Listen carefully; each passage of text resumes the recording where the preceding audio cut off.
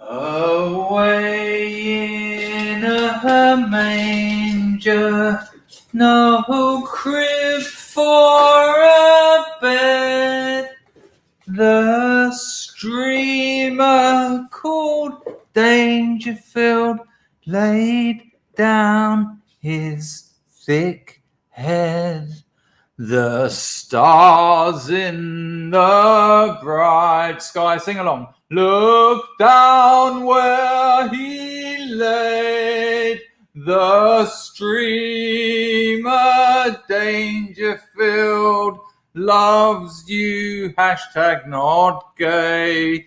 All right there. Oh, tits. It's been... Whew.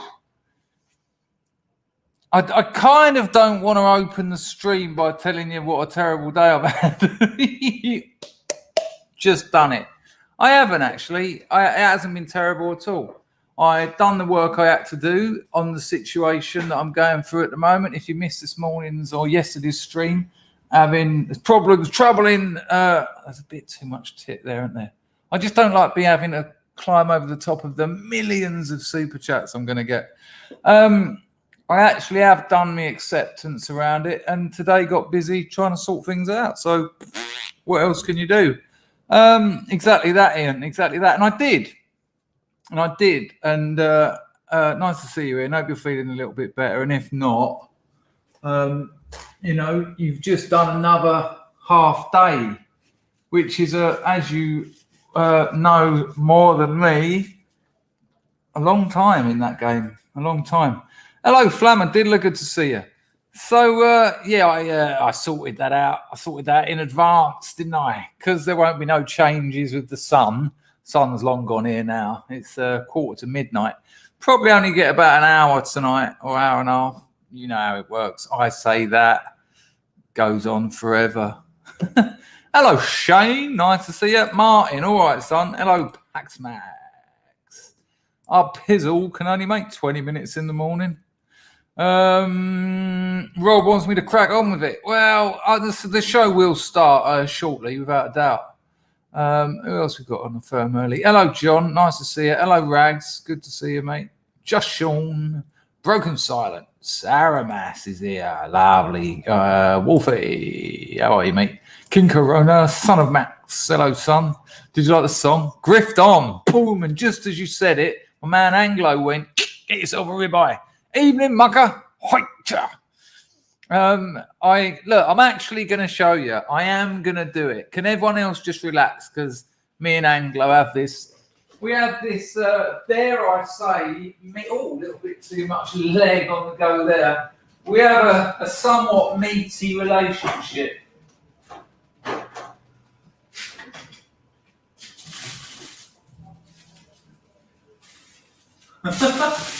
Getting them all out.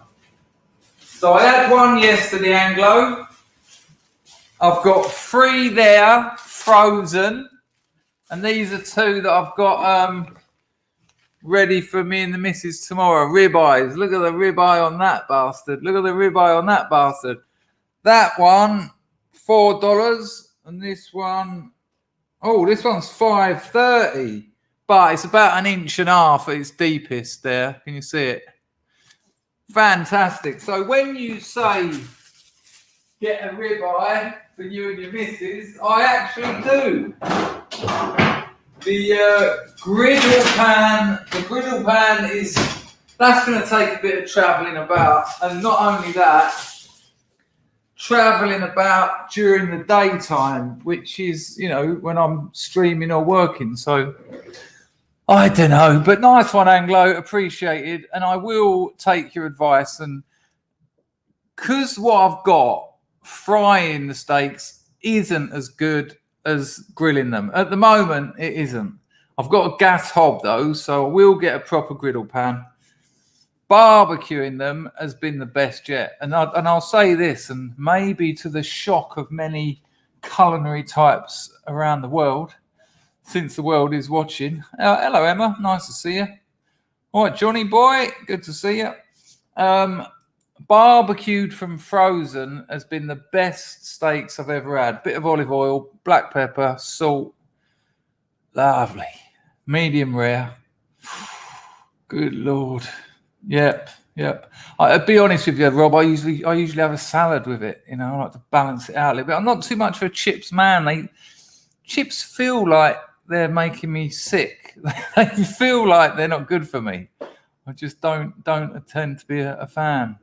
Hello, Adam. How are you? I love a good ribeye steak. Yeah. Well, Anglo's a butcher. That's why I keep throwing it at him. Hello, Doc. Good to see you. Hello, Smith W. Nice one, man. Haddock has dragged one right out of the antiques folder of scrub memery. Look at that. That's incredible. That one has long gone. Look at it, revived, reanimated. That you've done well there. For people who are audio only at the moment, Haddock has said that's easy for you to say, living in New Zealand with your ribeye girlfriend. Brilliant. Absolutely fantastic, Haddock. That's excellent. Rob Atchell says triple cooked chips. Good Lord. That's in and out of the pan about 30 times. Hello, Scott's Armour. Oh, I think I might have something of yours to shill. Or if it's not yours, it's something related to the whole Bards thing. I mean, sorry for never getting the details right. But if I remember rightly, there's a carol service of some sort occurring. No, it's not one of yours, but it is the British Bards group. People, you can get the information from their Telegram group, but on at 7:45 in the evening, Thursday the 9th of December. So this Thursday at 7:45, there's a themed music night on the Bards called Choral Christmas. And I've just put the link in the description. I'll do it again on Thursday to remind you all. Nice to see you, Scott's Armour, though, nonetheless. Shane likes a New York strip or filet mignon. Yeah, filet mignon's the king of cuts, isn't it? But I think a porterhouse. I can never name that. What boo do and bang the drum and ping the gong and make your whistle speak. That's how you tune your guitar. Hopscotch. You know, that's the king of things. Foot Golf says they're all wearing Burberry crammers in Bolton these days. You can't blame them. We'll get the doors of Griftation. Anglo, thanks for that donation as well, by the way. Matt, steak. Who can afford a steak these days? Well, those of us who washed up in Cambodia. Like, sometimes we'll have one between the two of us because sometimes they're like that thick. It's ridiculous. I don't eat a lot anyway. My missus eats more than me. She only weighs about 48 kilos. I don't know how she does it. I suppose it's genetic. And then out of the blue, Flammadiddler. Type Antifa.com into Google. Top trolling. It's a risk because I've got 1, 2, 3, 4, 5, 6, 7, 8, 9, 10, 11, 12, 13. I've got 14, 15, 16, 17 tabs open on a 9-year-old computer. So let's see. Let's see what we get. Yeah. It ain't looking good this end of things. All right, I'll have to do that live. Good call, Flammadiddler. Thanks for the donation. Right, people, check this out. We'll go there because that's a video I'm going to show a bit of. And then I'll open up a new page. And then I'll type in, like I just did. Check it out. This is Antifa.com, right, people? It's the whitehouse.gov website. Amazing effort. Absolutely amazing effort. Nice one, Flammadiddler. Awesome. Absolutely awesome. Thank you, Flammadiddler. That's great stuff. Hello, Gaffney. Nice to see you. Scorries on the firm. Arklow rocks. Hello, folks. I know it's a bit of geography chauvinism, but how are folks getting on with Storm Barra? We're going to look at that. We're going to add. I've got a video about that. I'm getting lashed out of it. I'm getting lashed out of it in Arklow. Well, people in the chat, the Glorious House of Scrubs, let Arklow Rocks know how you're getting on with Storm Barra. I thought it was a nice name for a storm, actually, Barra. Suits my pronunciato. Good Lord. Lincoln Load. Are you new? The name rings a bell, but there's been so many people coming and going over the last 6 years. But that's a very generous donation. Thank you very much, Mr. Load. Greetings from Canada. And greetings to you. How kind. Nice one. Right, we've hit 101. I'll get the doors of Griftation open. And people are asking for the entropy to be open. So I'll do that. That's a great trolling though, having Antifa.com with the Biden's Build Back Better White House. Build Back Better is such a slack Make America Great Again, isn't it? Same, it's the same but different. It's the old classic Thai phrase, isn't it? Same but different. Yeah, the same but not quite as good. I've got a funny feeling somewhere in there, little Chris is thinking, hang on a minute, am I going to get a splendid chat in the morning? No, you're not. But thank you, Lincoln. Marciano Caprusci Tutto. If you weren't here for the Italian lessons, maybe another scrub will fill you in on Marciano Caprusci Tutto. Chris, hi, Chris and the Scrubblies, no less. Scrubblies. Hello, Steve, and hello, Mark, even, and Steve. They're both in there. I can get away with that. I've got to put the fan on, people. Suddenly, as soon as I start talking, the old temperature goes up, and the guns get hot. My flash, I don't know what it's called. Still haven't done my toxic masculinity graphics. Terrible, isn't it? Rags is telling me what to do again. Let's have a look what he's got. Rags, I've already done it, son. Oh, okay. I get that one, though. I won't open it yet, though, because it will cause all sorts of problems. But there's a couple of things here that I've got a load of yours that I'm using and used earlier. But I just wanted to grab that one. Where's that? That one. Right, hang on. 1 second, people. Actually, let me get the fucking grift sorted. Excuse the English. I am trying to not swear so much. I think I've done quite well, though. I am going to still swear, but I want it to have gravitas. I don't want it to be just chucked about. Hello, Jays. You're looking after the place. There was someone in there earlier, by the way. Well, the cats are away. The Twitchers will play. It was quite interesting. Hello, Woodlander. Good to see you, mate. Right, here we go. Don't worry about timing this one. Grego, I'm just going to do. I haven't got it in me to go for. I'm not going to be a sub 50. All right, people. There are multiple ways you can support this stream financially. You can become a member. That's the top link in the description. There's 3 strata. I do private streams. I still owe the heroes a couple, and that will get sorted. But if you join the heroes, you can get to see all the others. If you join the middle one, the explorers, you get to see the bottom 2. If you join the bottom one, just that one, the adventurers. It's a monthly fee. It's like £1, £4, £7. That's quite a good one. Super chat is the $sign down there. That's the paying mantis. You can see him there. That's quite handy. But if you want to donate and not give YouTube any money, you can use Entropy.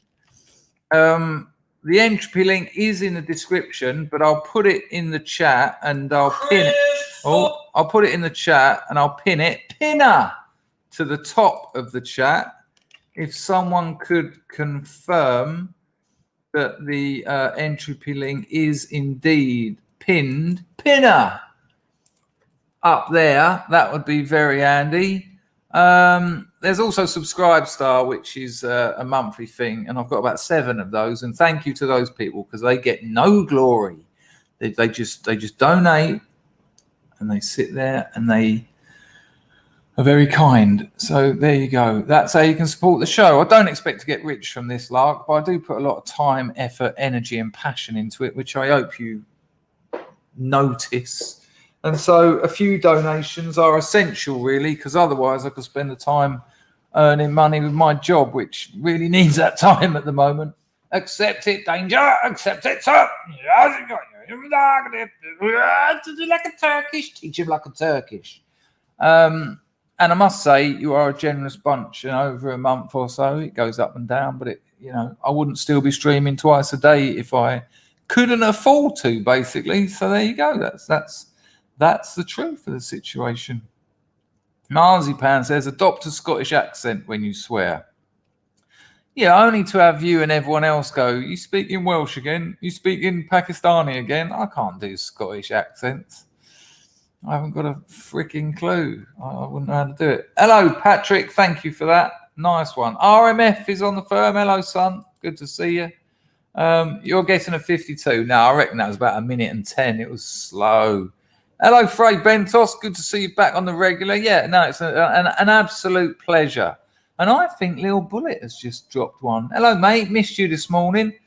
To build back better, you've got to demolish what was there before. My guess is they'll stop dead after the demolition. Yeah, absolutely right. Absolutely right. That's actually a very interesting distinction between Make America Great Again, Build Back Better, because they are sinking the whole republic. They're trying to destroy it and doing a very good job of it, actually, half by incompetence and half by intention.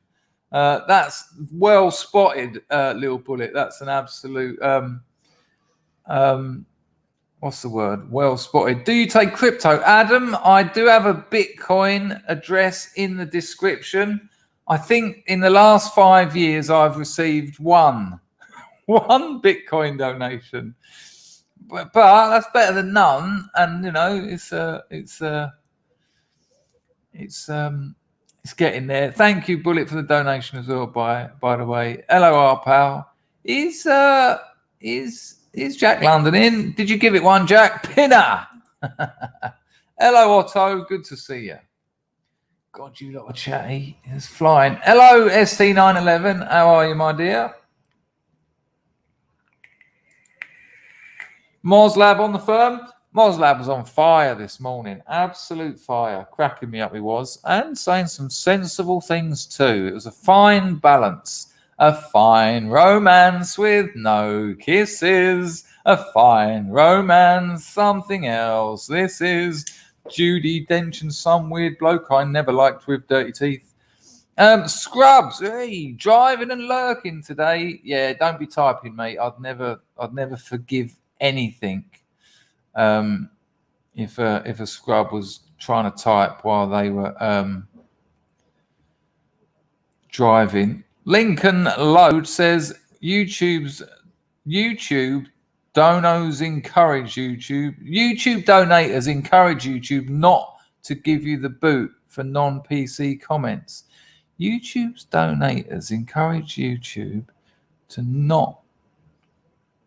I can't work it out. I'm sorry. Sometimes it happens. Nice one, Packer. £2. Shower myself in glory-ish. You're all right, Packer. Thank you very much. Thank you very much. Yeah, nice one. Don't worry, people. The show will start in a moment. Packer, you regularly drop a £2, though. And, that's lovely. Imagine everyone done that. It'd be incredible. But that's lovely, Packer. And always much appreciated. And you look like Eric Clapton, which is excellent.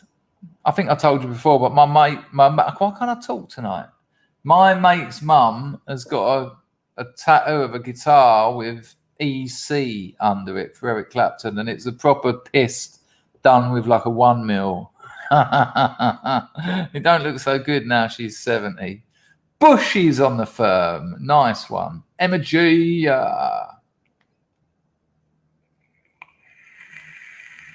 Hello, Jamester. How are you? Good to see you. Absolutely superb. Do I have anything in crypto? I got a little bit of Bitcoin. I try not to think about it. Here's why. Now, most people know this. I bought crypto at $70. Lots of them. Fucking loads of them. And then I bought fucking loads of them at $700. I mean, it took a bit of a boot last week. I haven't looked for a couple of days. I mean, you don't keep looking at it or you go mad. But I spent most of them on heroin. And so that's a real kick in the arse. And I just can't allow myself to do the maths. However, the little thing that protects me is I'd never have got into it at all if it wasn't for the dark web and the illegal drug markets. So it's a double-ended stick, and they've both got shit on them. But if I can grab it in the middle, I'll be all right. I don't know what that even means.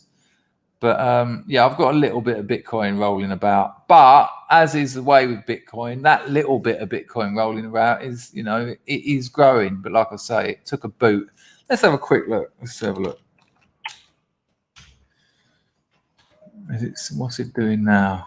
Oh, it's gone up again a bit. $51,360 a piece. So people, remember that. It's over 51,000 each. I bought at $70. Loads as well, because I thought, well, I can't be going, because in those days it was proper hassle. Passport, credit card, photo, send that, am I getting robbed? I thought, I don't want to be going through this every week when I'm buying my 10 grams of Burmese No. 4 from Frank Matthews in Holland. And so, it disappeared. So that when I say I don't want to do the maths, I don't want to, I don't want to know how many I had, and if I hadn't spent them, what I'd have now, because it would probably be in the millions. So that's nice. Such is life.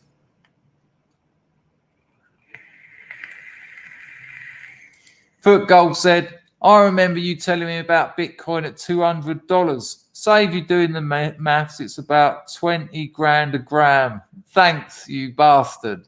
Thank you, bastard.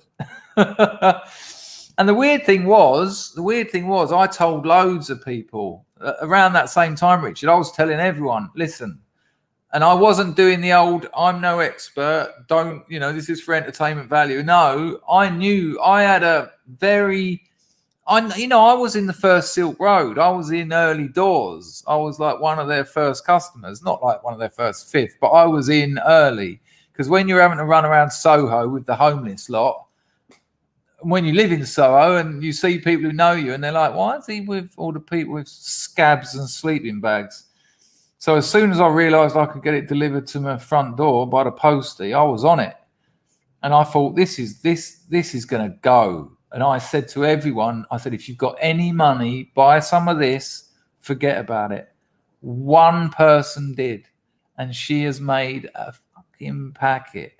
And of course, earlier this year, I tucked her up about her ISA and all that lark. So it's all very interesting. Yeah, there's the meme, isn't there? They told me to buy at $50. I didn't. They told me to buy at $500. I didn't. They told me to buy at $5,000. I didn't. They told me to buy at $50,000. There's still people saying it's going to go to like $500,000 a coin. But there you go. Such is life. You win some, you lose more. You know how it goes. One door closes, another one shuts. Anyway, the show is going to start shortly. I'd like to apologise to Zeitgeist, who's probably not here now, and Mr. MF, because I did miss those entropies until they came in a bit later. But there were still 140 people. And I think it's important when people donate that other people get to see, because it is a nice thing. It's a nice thing to donate to a channel. And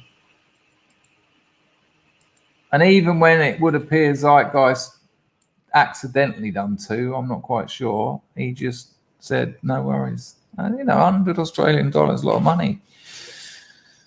That's right. I think that was the first ever Bitcoin purchase, wasn't it? He bought pizzas. I think that was the first ever Bitcoin purchase. I might have that wrong. It's not my specialist area. A slight difference of opinion here, Jeffrey. Pizzle says, now I'm working. I hope to Bitcoin it up. Well, it's still a gamble. all investments are a gamble, and there's no precedent for Bitcoin or any crypto. So, but you know, if you can just afford a little bit of your salary every month, like 10% or something, I don't know what I'd do. I mean, I'm all over the stocks ISA at the moment.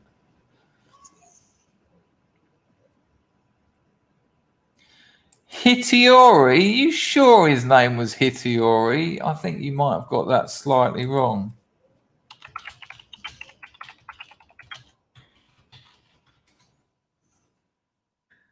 Satoshi. It's Satoshi. Full name is Satoshi Nakamoto. But it's very unlikely that one man invented it. I mean, Satoshi kind of takes the credit, but that I think the whole blockchain, etc., is well out of the league of one person. That's like Einsteinian kind of once a century level of brainage. No, you're thinking of that Japanese porn star with the massive tits. What's her name? Hitoshi. Hello, Loki. How are you? Morning, afternoon, evening. Right, don't worry, people. The show will be starting very, very shortly. Let me. Where are we going to go first? Right, since we've got 123, 1, 2, 3. Let's have a little look at this for a little opening of stream giggle. Let me just get it as best I can. I think we've got full volume. Girlfriend's phoning. She's coming tomorrow, so I have to take it. She knows I'm streaming, though. What a surprise. I'll tell you, she's had her teeth done. It's quite remarkable. Hello, my lovely, delightful, beautiful lover and passionate, gorgeous. All right, love, I'm doing a video, so I will see you in the morning. Yeah, don't wake me up, though, darling. Bring your key, huh? I'm very excited to see you. It'll be lovely. Good night, my love. Bye. Yeah, so she calls me earlier, and she's got her mouth closed. And I was going, "You right?" She was going, I go, "Well, go on then. What's happened?" And she went, and she's had her incisors lengthened. And this isn't a joke. Her incisors lengthened and her front two teeth lengthened. And I have to say, it looks fucking sexy. I mean, I said it was a bit of a shock at first because I was like, "Wow, you look different."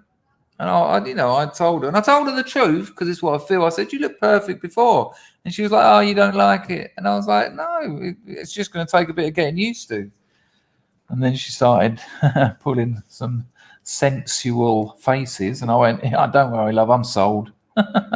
But Marzipan just said, "Why?" Well, because women do this sort of thing. Their appearance is very important to them, especially young women. And also in Cambodia, that sort of stuff is cheap as chips. She said it cost her $40, and it's not. They're not crowns. She didn't have to have any drilling or anything. It's I can't remember what it's called. She sent me a link. Compound something. But yeah, after a couple of years, it just crumbles away, and then you haven't cleaned off. But they're actually quite sexy, I have to say. Nice one, humans, eh? Hi, Chris. Today, here we go. Here's a big one, people. Hi, Chris. Today, I am 1 year and a day off the booze. Don't think I could have done it without your inspiration and this great community of scrubs. Thank you. Listen, man, fair play for saying that, but good Lord, have you done something amazing there, as you know.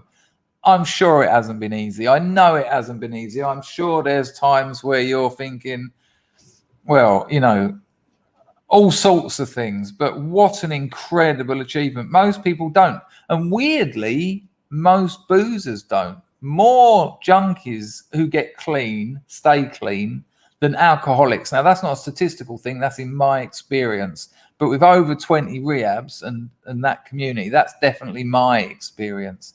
So that's incredible. I think it's a 366 in the chat for humans A, or anything you want to put. But 366 is that's how many days he's off the booze. And what an amazing thing you've done.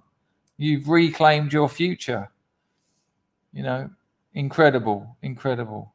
And you know, if you get to the state where you know you've got to stop, you've been to some really dark places. You know, that's what people used to say to me when I was early in NA. You know, I don't know you, but I know where you've been, and it's a great statement actually. So incredible. Well done, mate. Well done. I'm absolutely made up. I think there's about 30 scrubs who've got clean now, or if not clean, they've managed something or given one thing up and they're moving on to the next. We've got to be into maybe one day, but we won't know when they're all here. Maybe when it's like a Christmas stream or something, when a lot of people will be here, we'll actually try and rack up the accomplishments. But that's incredible. Well done, mate. Thanks for the donation. Keep it up. And if at any point you need to talk to someone or you're struggling or whatever, not suggesting you are or will, but you can always email me if that is worth anything to you. Brilliant. Fucking brilliant. That really cheers me up. Nice one. Look at that. A year off the booze. Fucking hell. 1 and 1. Good call. For people on audio only, that's 1 and WON. Good call. Yeah, I'm with you on that, John. Massive respect, really. You know, and when you give up these things, you get to re-establish relationships that you've done so much damage to. And in my experience, it's quite hard getting people's trust back, but you do, and it makes you feel good. Because then you've got to do all the things to stop yourself getting back on it. And that's like being a bit less selfish, a bit less controlling, a bit more accepting, a bit more gratitude. All the things that help all humans, eh? Did you like what I did there? It was an accident, but I'm taking absolute credit for it. Hello, Lumi. Nice to see you, mate. Broken silence on the firm. Manny Moo. The Phantom Raspberry Blower, no less. Excellent. Good Lord. 136. Street 136 in Phnom Penh is the naughty street. And I'll tell you what. Try getting from one end of that to the other end without yeah. Humans A says, thanks everyone. I nearly caved on many occasions. Yeah, that's par for the course, but nearly is the is the difference. Just remember where you come from. Remember why you stopped. And if you do, you'll fall into a vat of self-pity and self-hatred, and you'll have to crawl out of it again. But I have certainly, in my experience, once people relapse, they tend to relapse again and again. People who've drawn a line under it and can maintain that tend to maintain it, if that makes sense. Oh, foot golf, I reckon it's probably about 1,000 times more alcoholics and junkies in the UK. There's so many functioning alcoholics who just get away with it because it's cultural, you know. Oh, check that out. Moslab had to pull over to congratulate humans, eh? Well done, brother. Keep up the good fight, 366. That's brilliant. Hello, Tim. Nice to see you. ST911 says, alcohol is so hard to give up. I'm watching someone I know kill themselves through drink. I've lost so many friends in their 40s from just drink. And people that no one ever said to them, you're an alcoholic, you've got a drink problem, because it was just part of the culture. They go to work, lunchtime, have a few jars, go back to work. These are people working on roofs and things, you know, navvies or what have you. And come home from work, few more pints, get home, couple more. That's like 8 or 9 pints a day. And then when they're about 46, 47, dead. Loads of people. I think I've probably lost more people to booze than I have junk. Very hard to overdose on heroin. Usually, I've said this so many times, but it does seem worth saying now. Usually, they've been drinking or taking benzos at the same time. But much like we know with the Coof, and I've got a little video about this to come up when the show starts, it will go down as a heroin death. Oh, he injected heroin and died.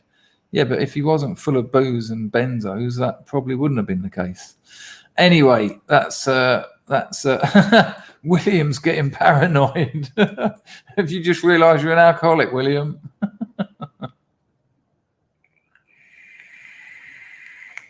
What's that, Lee? The smack death thing? Yeah, it's much like the Coof thing. He died of heroin. No, he didn't. No, anyway, let's not get into that. Hello, Billy. Good to see you. Hello, Jess.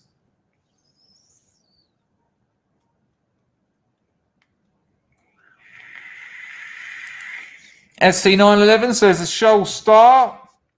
That was a bit of a vague voice, wasn't it? The show will start in 5 minutes. That's bloody optimistic. I'll give you that. Shane is one of them. Well, Emma, I was thinking about that this morning. I'll have to ping her off an email. I mean, I thought it was scheduled. If I remember rightly, it was scheduled for late December, but maybe it was premature or something. But I'll let her, I'm sure she'll come back and fill us in. Bless her. Very, very pretty lady. She sent me a photo of her once straddling a motorbike. Oh, Nicola. Leon, you cheeky bastard. I lost my best friend to drink in October. Gutted. Miss him. No one could help him. Yeah, it's all this thing about interventions and talking people to going into rehab and talking, trying to tell people. It's a waste of money and time. The amount of rehabs I went to keep my mum happy. No one who's using substances to self-medicate, which we would roughly call an addict, will get clean for someone else. They won't get clean for their newborn baby. They won't get clean for their wife. They won't get clean for anyone until they've had enough. It's fucking powerful stuff. Until they've had enough. And for some people, and I'm sorry, Leon, I know this might sound a bit blunt in, with what you've just said, but for some people, it's never enough. They will put up with anything. Like I told you about the bloke that composed the "You Wants to Be a Millionaire" music, set fire to himself when he was in bed to kill himself, jumped out the window. The geezer must have had a couple of 100 million in the bank. Because that music went all around the world with that show. The geezer was a multi-millionaire. Family, wife. Now he's dead. After that failed suicide attempt, drunk himself to death. Yes, in fairness, that is a situation when people get clean and they decide to have a little go and they overdo it. But even then, I've seen, I don't know, man. I don't know. In Jeffrey Sharler's book, The Dictionary is a Choice, he talks about the overdose myth with some very interesting statistics. Sorry to hear that, though, Leon. It's heartbreaking, isn't it? Absolutely heartbreaking. Nice one on the donation. Sorry to hear about you, mate.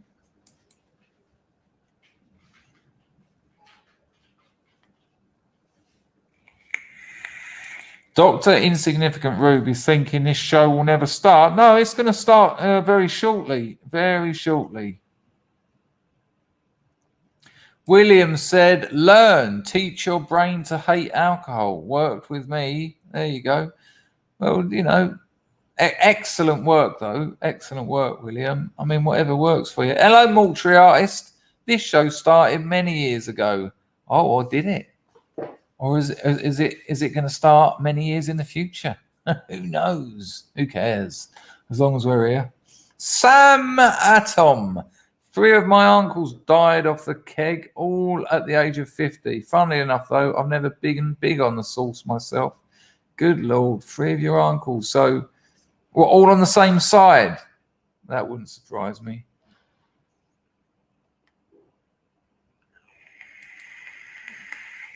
Hello, Dennis.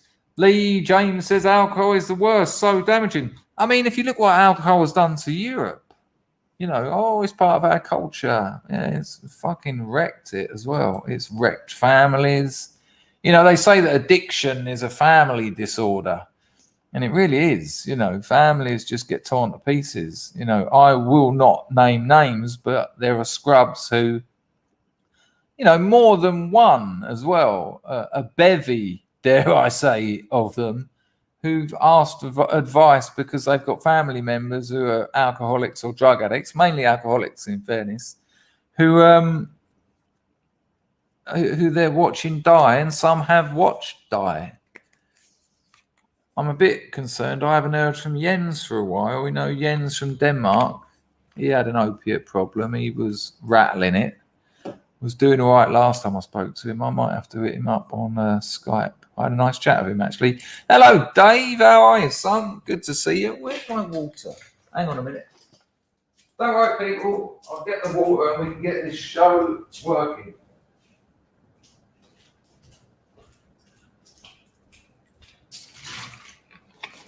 Right, a little bit of pre-show entertainment.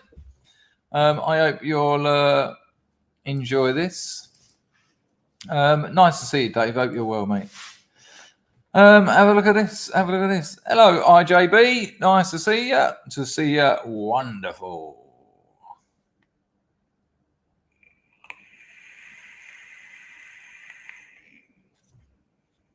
That's very interesting, actually, Mike.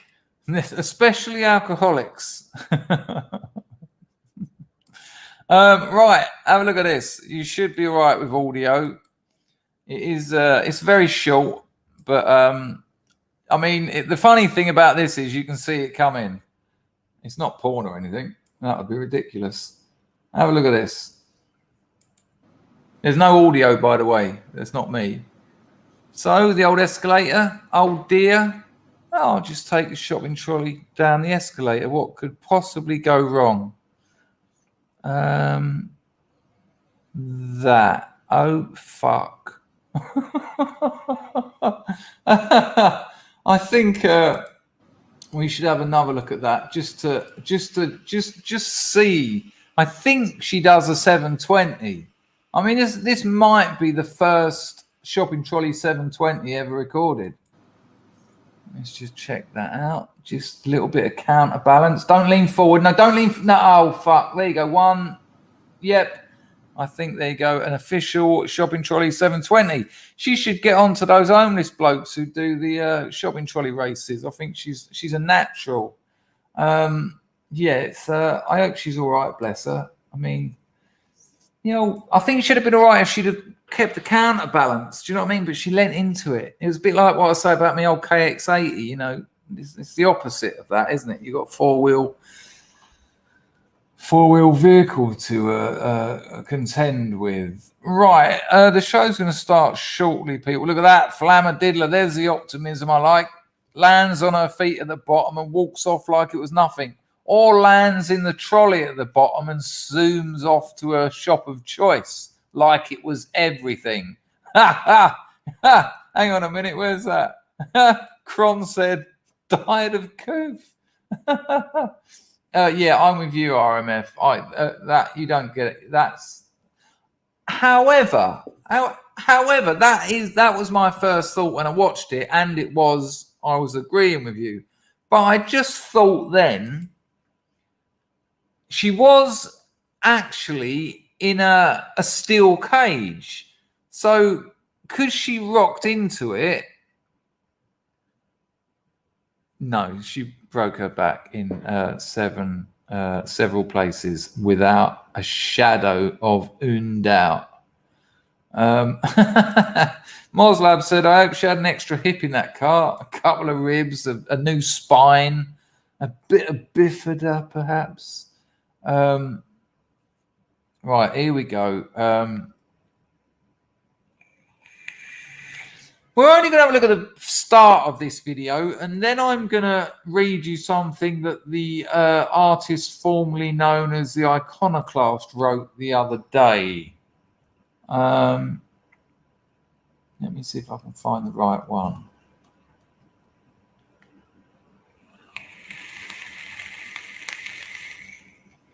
Let me just see if I can get this comment.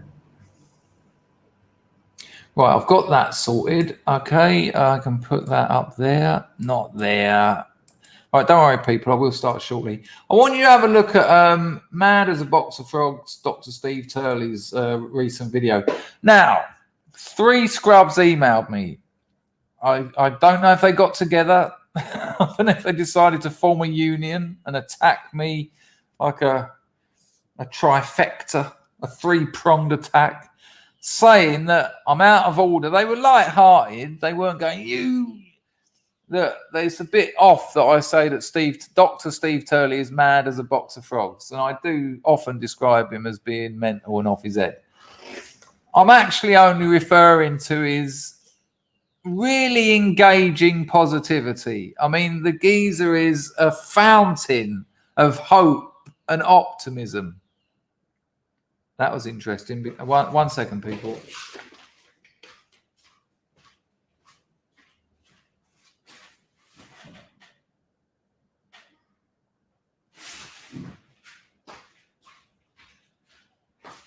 Because of the special skills, I will find you. I will unlock your door. Because of the special skills I possess, the bloke who runs the record shop next door asked me to check out his padlock on his shop. And it's a crappy little padlock that I can get into in about 4 seconds.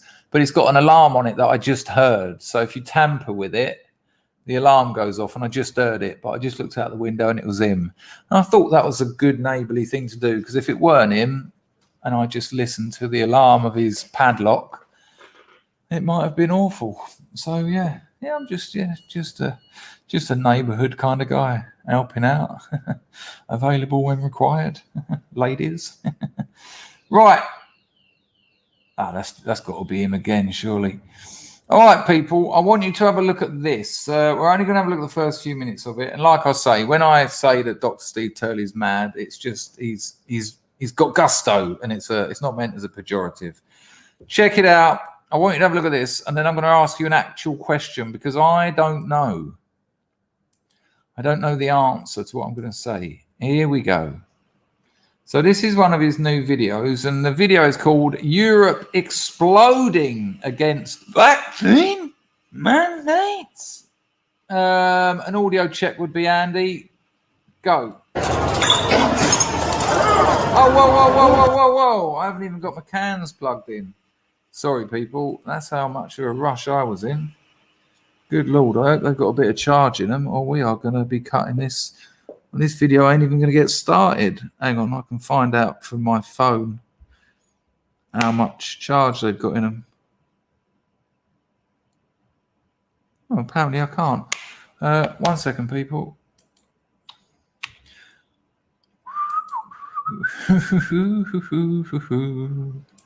Danger pods, connect.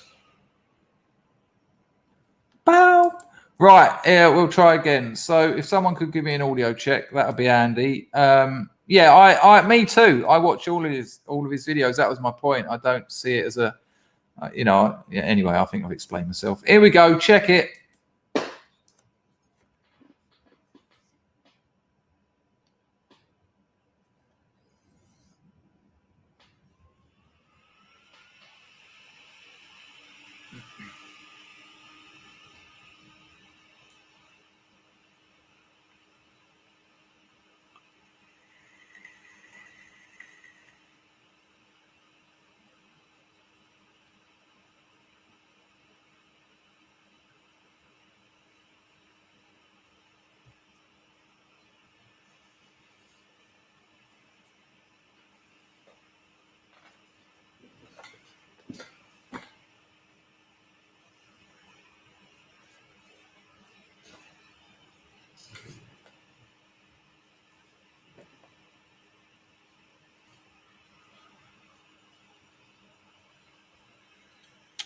Right, I'm going to forward through this part because it's obviously him just shilling his stuff, which is all right. But I'll join it here.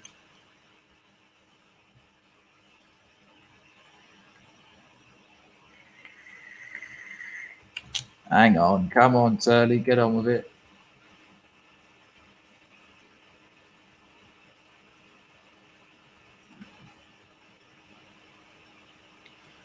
You got no sound? Good Lord. Sorry, people. Fuck me. I've been rambling and rambling and rambling. Okay, massive apologies. Oh, why is that? You absolutely should have. Everything is set up correctly. Massive apologies. I was checking on the neighbour's shop while that was playing because obviously I've seen it. Right, I'll play a little bit again and I'll just play it and you let me know. Did you hear that? It was like an air horn.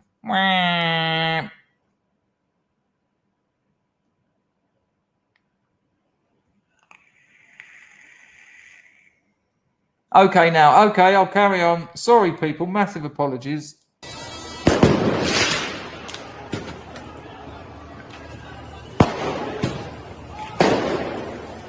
I mean, you've seen most of this, so I'll forward it a bit.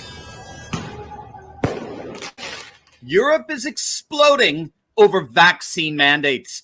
In this video, we're going to take a look at the uprising that took place. Right, okay. So you saw that. Continent over the weekend. We're going to see an extraordinary discrepancy between Eastern and Western Europe in terms of the mandates. And stick with me to the very end of this video when I'll reveal what the uprising ultimately is really all about. You are not. Right, so he goes on to Shilly's show for a little bit. And then he gets on with it. Hang on. Fight tyranny like never before. Now, this is an opportunity for anyone. Let's dive right in here. There really is no other way of saying it, but Europe is absolutely exploding over the impending vaccine mandates that are sweeping the continent. Countless protesters have risen up and declared for all the world to hear that they will not comply with such draconian and tyrannical measures. Now, let's get a sampling of what happened just this last weekend all across the continent. Let's start in Austria, where the mandates... So this is interesting. This is just this weekend. Look how many people are out in Austria. ...promised to be the most tyrannical. Now, just a couple of weeks back, Austria became the first Western democracy, I guess we can now say democracy so-called, to announce that it would mandate COVID vaccinations for its entire adult population. So that's where I reckon you're going to have families hiding in basements and things. And I'm not being hyperbolic. I honestly think that will happen there. When you're given no choice, that's the sort of thing that happens. Austria has decided to follow the Australian model and institute lockdowns only for the unvaccinated, in effect creating a two-tier caste system. That's just shocking and just equally as mind-blowing. The clean and the unclean. And so the people are rising up. There were mass demonstrations in every single major city in Austria over the weekend, and the uprisings seem to be working, as my colleague Conrad Franz reported on our website, charlietalks.com. The Austrian chancellor appears to be backing down a bit from implementing these draconian measures, calling instead for what he called dialogue with the unvaccinated. Wow. Now, that's quite interesting. So you've got to remember, as he said, that those protests went on in every Austrian city. That wasn't just one place. And when he has said that, I've looked it up. He said that, okay, we'll get into some kind of dialogue. Now, that's not much, but it's more than it was a week ago. And so bear that in mind, because I have got a question that I'm really interested in what you think at the end of all this clip. Have to see how that turns out. But in the meantime, protesters easily smashed through police lines and asserted their own authority in the midst of all this mandate madness, making it clear that they would not be deterred in their uprising, their revolt against these mandates. Now, here are scenes from Denmark in Copenhagen. These are tens of thousands who make up what's called the Men in Black movement. Now, the Men in Black movement was created as a Facebook group in late 2020 and it's quickly grown into the most vocal and anti-vaccine mandate group in Denmark. But things really exploded in Brussels.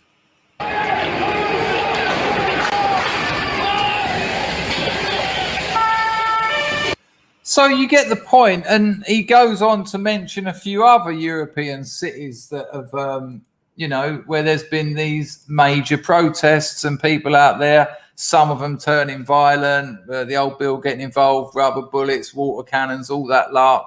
Now, here's what the iconoclast said. I don't have to put it on the screen.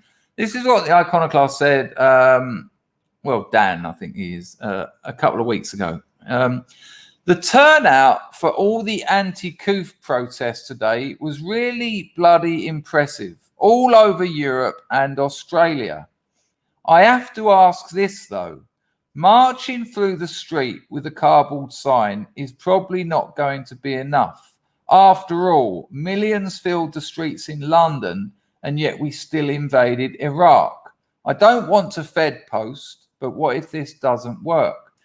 So my question to you is, because when I see that footage, when I read about what's going on, when I read about the organization, and there is actual organization, there's social media groups, there's Telegram groups, no, fuck all the other legacy. I mean, it's weird that we've got to a point where there's a legacy social media, Facebook, Twitter, I mean, yesterday's platforms. So there is organization, there is ideology, there is people talking about human rights. And this stuff is happening. What do you think? What is this worth anything? Is this something to be optimistic about, or is this just pointless? Because I'm not quite sure where I stand on it. I am given hope. Without a doubt that happens. So that might be enough at this stage. Because Macron, without a doubt, it doesn't get re-elected because of the endless protests that the Yellow Vests have brought on France. They've ruined him and his ridiculous homemade party for sure. And people look at these numbers, they look at them and they know they're voters, and they have to kind of think about it. So it's really, really interesting. Like, there you go. So ST911 says it's fantastic to see people protest. Jess honestly doesn't know. Dennis says it's a show of strength to an extent. Maybe it's a bad idea to give people hope. John says one of the biggest protests in Britain, and we still invaded Iraq. Protesting changes nothing politically. I don't know. I mean, I don't think it does alone, but it can be a catalyst. It can be the start of something. I don't think these things are ever just one thing. Marching alone won't do it, but marching will draw attention to it. Marching will make people think, hang on a minute, the media told me that 98% of the country had the woo-hoo, and yet there's 150,000 people marching around Austria. It's interesting. It's interesting. I do think it plays I'm just repeating myself now. I think it plays a part, but alone it's not. I think it's part of a larger kind of change, and it moves, shall we say, the medical Overton window. Yeah, that's a great point, actually, Lee. Lee says protests for the council tax made no difference. Was huge in the UK. They did. No, I think they did, but not alone. The poll tax riots were huge, and then on the back of like I said just a minute ago, that alone. But people saw the poll tax riots. I saw it with my own eyes on an 8th of edible hash, and by accident. I can't put my hands up and say, yeah, I went up there. We just went out to London for the night, and we got off at Charing Cross and went, oh shit, should we get back on the train? And did. But after that, it was like, don't pay your fines. Then after that, you had people where the old bill would turn up at their house, take everything, and then auction it. But what the local community done was bought the stuff back and gave it back to the homeowner. That sort of stuff happened. So I personally, I'm optimistic. One, it's better than nothing. It is better than nothing.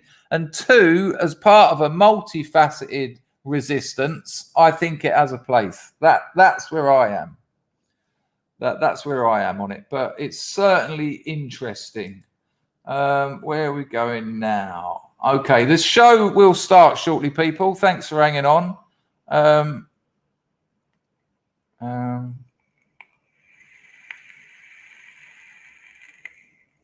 Schrodinger's Gaffney says, nothing wrong with the poll tax. If you use resources, you should pay. Yeah, I get that. But I think the problem with the poll tax was the way it was arranged. You could game it, and richer people could game it easier than poor people. I think that's what the problem was. Well, there was plenty of problems, but I think that was certainly one of them. But yeah, I fully agree. People should pay tax, but in an unfair tax system, that can kind of grind a little bit. Lil Bullet, nice one, mate, for the donation. They will stall till they need your vote. Make promises to get your vote, get into power, and do F all. Yep, I think we've definitely saw that with the current liberal hoo-ha in the UK. Nice one, Lil Bullet. Hope you're well, man. Moslab says Fiat tax for Fiat. If you drive a Fiat, well, if you drive a Fiat, you should be taxed. A style tax. Flat tax puts everyone on equal footing.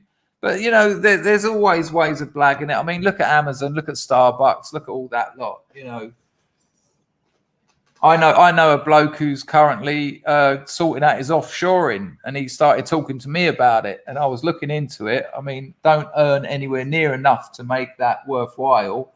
Or, I mean, if you buy a property in Luxembourg and put someone in it and have them on your books as your secretary, you can bank in Luxembourg. Luxembourg, I think, is the only country that earns more money per person if you were to separate the GDP out as an average per capita than America. Luxembourg. I wonder why that's the case. You know, it's just the unfairness of it, I think, that screws people. Anyway, a change of tones somewhat before we start the show. Here's a little bit of karma that slapped someone in the arse. Check this out. This is Salty Cracker. We won't watch the whole thing, but we'll check out the first couple of minutes. Karma's a bitch, right? Now, I don't want anyone getting murdered, but like I say, karma's a bitch, right? Check this out. This is from Salty Cracker.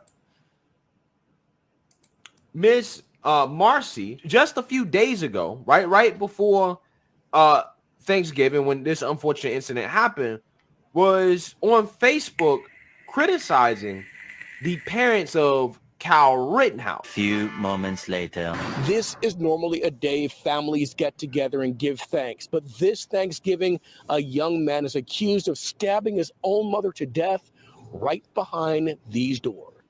Well, friends, this will probably be our last Kyle Rittenhouse story, considering the tale has been told. The Kenosha Kid story has been written, and I think we have soaked up all of the salty lefty bitch tears, boys. I mean, this meme right here really had them really upset. I mean, they did not like this. Don Jr. himself put that out, and Rees all across the inner zones by left-wing journals with pronouns in their bios, boys, as their man-made vaginas unwound in pain. But who had the world's worst take on the Kyle Rittenhouse situation, boys? Who did it? This mom right here. Holy shit. Am I really doing this story? I wouldn't do that. If I had an 18-year-old son, I wouldn't do this story because of the cosmic karma involved in it, but I don't, so fuck it. Let's ride the lightning, boy.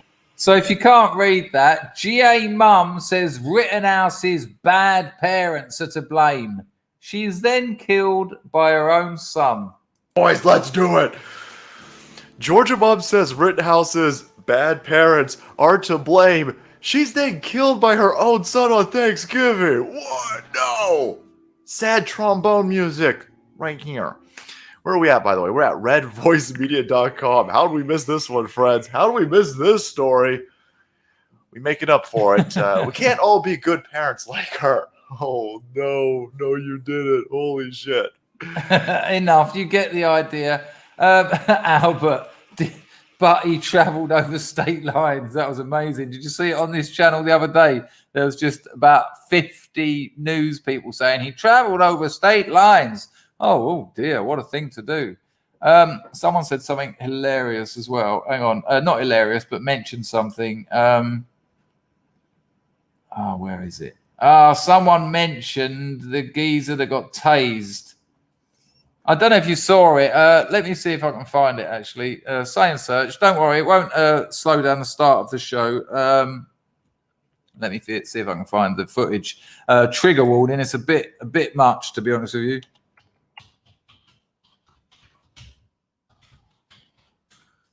Sure, that should find it. There you go. I have found it. So this, I understand and wish to proceed. Oh, fuck off, YouTube. For fuck's sake, this is the internet. I think I'll be all right with a bit of violence. Good Lord, the patronising bastards.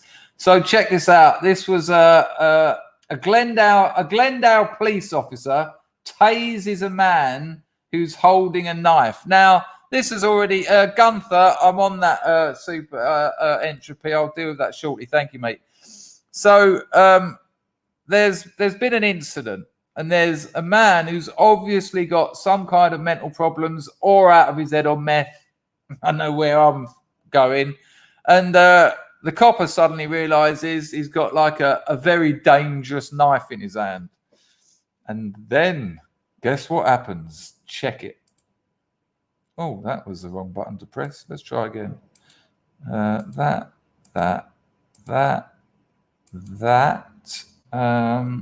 Audio should be all right. Check this out. It's only it's a minute and 40 seconds, but it's worth seeing the build up because then you see why the copper responded like he did. City phones inside where I told him where it was. Oh, I see. All right. Yeah, you can't go inside right now. It's not safe.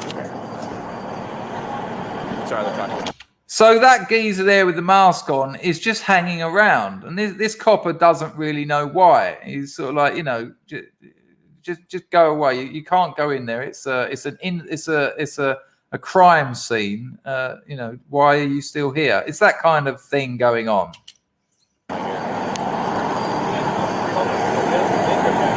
Let's go back over here so they can collect all their hoses. How can you use the rest of the crew? Well, you're not using here. Get the water. What? I got a ticket. Her stomach hurt. Okay, that's fine. Let's go walk over here with the CR people. There you go. Pours his water on the floor for no reason.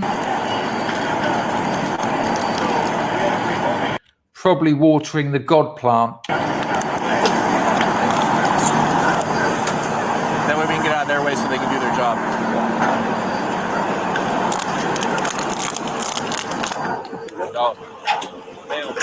Put the empty bottle in someone's post box. Standard procedure.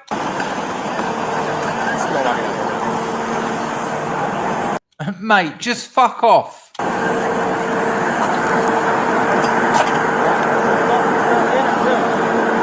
I think that's looking great.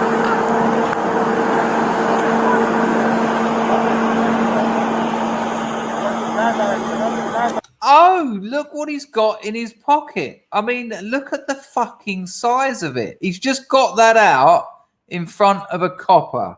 I mean, we'll see if we can get a better still of it because it looks bigger.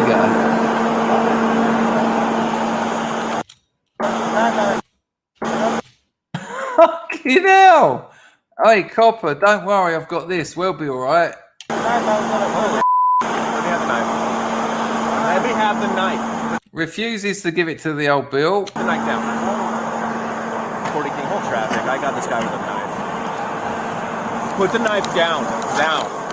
Now, really, I feel for this copper because what are the chances of what happens next? Put the knife down. Now. He's got a taser on him. I mean, these cops have got the patience of saints. I'd have got my Glock out and took his knees away without a doubt. I mean, fuck, you know, him running, even if you've got a 9mm on you, him running at you, he could still get that in your chest. you know, before you can get 2 or 3 rounds in him. I'd fuck that little plastic thing. Anyway, check it. Put it down.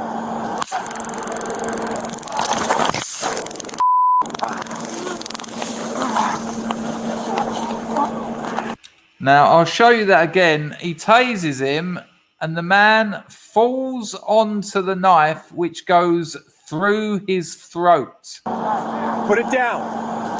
You can see where he's holding it. He's got it at his own throat. And the taser, obviously, you know, takes his legs away. You can see him leaning forward. Oh, gosh. And it's... Who turned the lights out?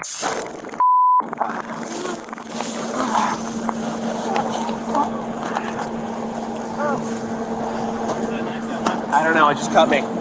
It's in his neck. Oh my gosh. Look at it right up his neck. It's in his neck. It's in his neck. It's in his neck. It's in his neck. Sticking in his neck. 906. Yeah, and it kind of ends there. What the shocking luck. Shocking is probably not a great choice of words, but, you know, don't get your weapon blatant. That's not a Swiss Army knife, is it? That's not his little survival gadget. That's an offensive weapon. Where's that one gone? Quick, get the knife, get the mask back on him. It's ridiculous. Break out the strepsils. Yeah, what a Harry Carey. It is nothing but a flesh wound. But the weird thing was, did you notice it didn't go through his neck? It went up here. I mean, oh, imagine that tickling your pineal gland. But, you know, if he hadn't have had that knife, that doesn't happen. I mean, what the fuck was he thinking, really? King Corona, another coof death. Woodlander says, I bet he runs with scissors. Well, I don't know. I really don't know what's happened. I haven't managed to find anything else out. Maybe I should have gone through the comments, but I was fucking busy. Right. So here's something interesting. We're not going to watch all of it, but and I know that she's not everyone's cup of tea. Do I want to show the first bit first, just because it's funny? Yeah, like, let me remember that. 8:43. Remember 8:43. So first of all, Rand Paul is questioning the people who are standing up for Biden's suggestions for health ministers, and of course, one of them's a trans. And just doesn't answer the questions, just refuses to answer the questions. I wasn't actually going to show this bit because I've got to get on with the show in a minute. But check this out. It's ridiculous. And some of the statistics and things he says are shocking. Here we go. Genital mutilation. Let me know you've got audio, please. By the WHO, the United Nations Children's Fund, the United Nations Population Fund. According to the WHO, genital mutilation is recognized internationally as a violation of human rights. Genital mutilation is considered particularly egregious because, as the WHO notes, it is nearly always carried out on minors and is a violation of the rights of children. Most genital mutilation is not typically performed by force, but as WHO notes, that by social convention, social norm, the social pressure to conform, to do what others do and have been doing, as well as the need to be accepted socially and the fear of being rejected by the community. American culture is now normalizing the idea that minors can be given hormones to prevent their biological development of their secondary sexual characteristics. And don't forget that I've actually interviewed someone on this very channel, Infamous T, whose story is a tragedy, who, when he was a young man, and was going through an identity crisis, which a lot of people do, was absolutely swarmed by the LGBT and trans lobby and indoctrinated and told, don't believe this, don't believe that, don't believe that, ended up transitioning. And at the end of that interview, I said, so what do you make of it all? He said, well, I was lied to, I was cajoled, I had peer group pressure, I was a young person, and now I'm just an old man without a cock. And that is not a rare thing, as you'll hear Rand Paul.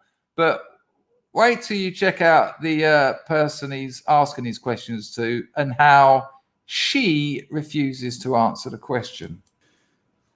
Dr. Levine, you have supported both allowing minors to be given hormone blockers. It was heartbreaking, wasn't it, Dennis? Puberty, as well as surgical destruction. Sorry, I just spoke over a really important bit because he actually addresses Levine for what she has said in the past.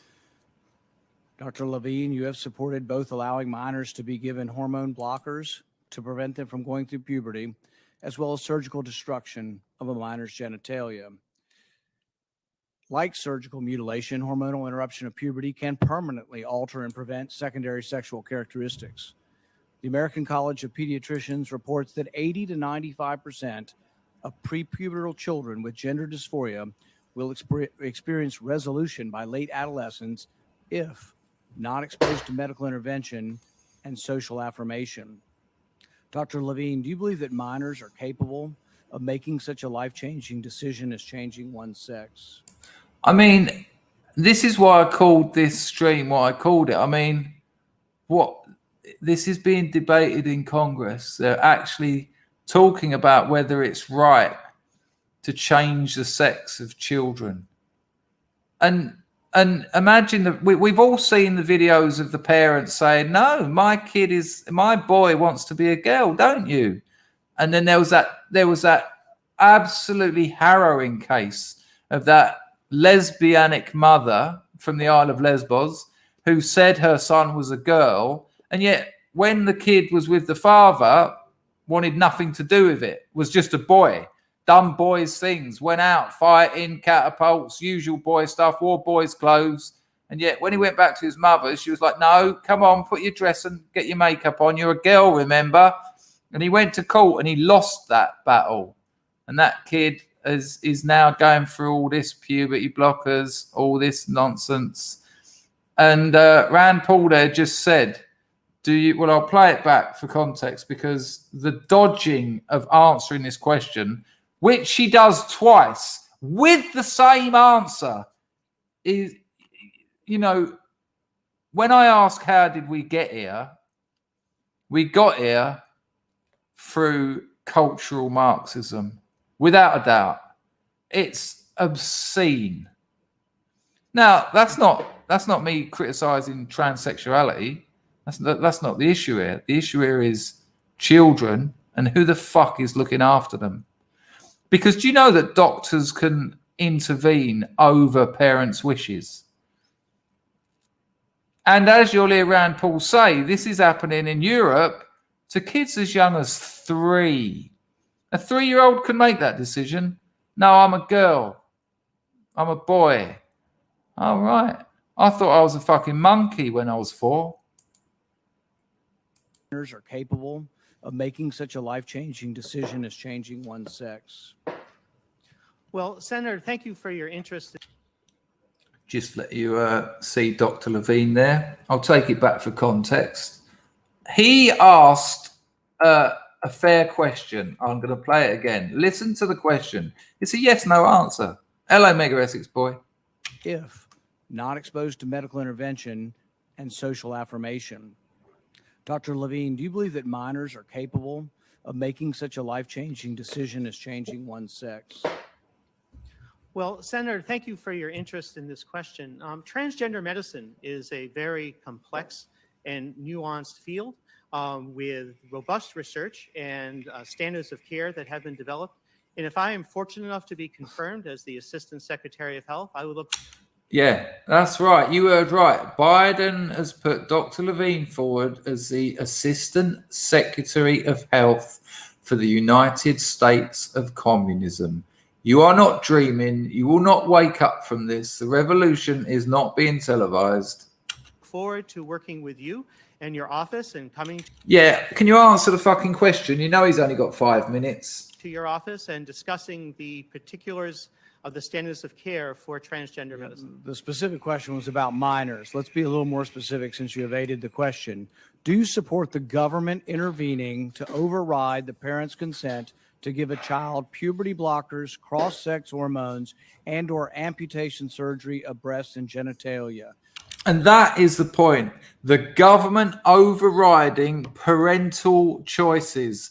So, they're talking about cutting off genitals, which happens. They're talking about puberty blockers. They're talking about something that is going to affect this person in horrendous ways. They're children. What do you reckon the answer will be from Dr. Levine?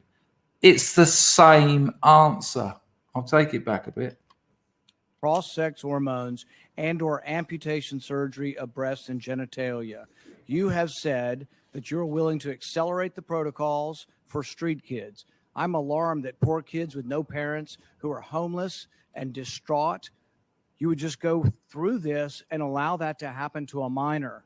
I would hope that you would have compassion for Kira Bell, who's a 23-year-old girl who was confused with her identity. At 14, she read on the internet about something about transsexual. She thought, well, maybe that's what I am. She ended up getting these puberty blockers, cross-sex hormones. She had her breasts amputated. She had her breasts amputated. 14. This is where we are. And Biden's nominee for Assistant Health Secretary wants all this stuff made easier and to go against parental wishes. It's just mind-blowing. But here's what ultimately she says now. And this is a very insightful decision from someone who made a mistake, but was led to believe this was a good thing by the medical community. By medical community, you know what he means. You know what community means. I made a brash decision as a teenager, as a lot of teenagers do, trying to find confidence and happiness, except now the rest of my life will be negatively affected, she said, adding that the medicalized gender transitioning was a very temporary, superficial fix for a very complex identity issue. What I'm alarmed at is that you're not willing to say absolutely minors shouldn't be making decisions to amputate their breast or to amputate their genitalia. For most of our history, we have believed that minors don't have full rights and the parents need to be involved. So I'm alarmed that you won't say with certainty that minors should not have the ability to make the decision to take hormones that will affect them for the rest of their life. Will you make a more firm decision on whether or not minors should be involved in these decisions? Senator, transgender medicine is a very complex and nuanced field. And if confirmed to the position of Assistant Secretary of Health, I would certainly be pleased to come to your office and talk with you and your staff about the standards of care and the complexity of this field. Let it go into the record that the witness refused to answer the question. The question is a very specific one. Should minors be making these momentous decisions? For most of the history of medicine, we wouldn't let you have a cut sewn up in the ER, but you're willing to let a minor take things to prevent their puberty, and you think they get that back? You give a woman testosterone enough that she grows a beard, you think she's going to go back looking like a woman when you stop the testosterone? You have permanently changed them. Infertility is another problem. None of these drugs have been approved for this. They're all being used off-label. That's another interesting thing. None of them have been approved. This is much like modern day coat hanger abortions up an alley. I find it ironic that the left that went nuts over hydroxychloroquine being used possibly for COVID are not alarmed that these hormones are being used off-label. There's no long-term studies. We don't know what happens to them. We do know that there are dozens and dozens of people who've been through this, probably hundreds of thousands, who regret that this happened and a permanent change happened to them. And, if you've ever been around children, 14-year-olds can't make this decision. In the gender dysphoria clinic in England, 10% of the kids are between the ages of 3 and 10. In the gender dysphoria clinic in England, 10% of them are between 3 and 10. Let's just take that to 3. How many 3-year-olds do you know? I made a new friend in the provinces. He was nearly 3.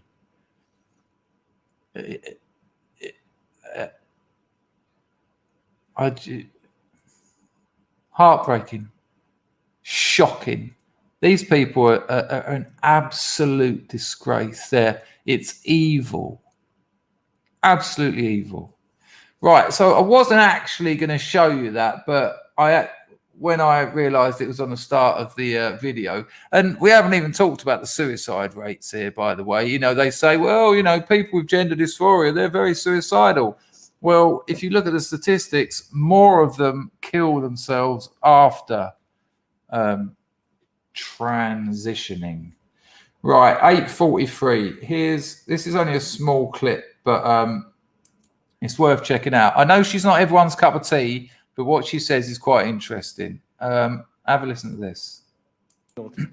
Thank you. Excuse me.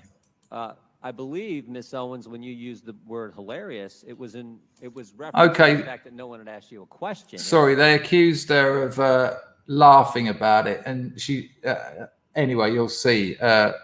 Jimmy sets the record straight, but you'll get this. Don't worry if this sounds confusing. You'll get why I'm showing you this. It wasn't to the subject matter of the hearing. Is that right?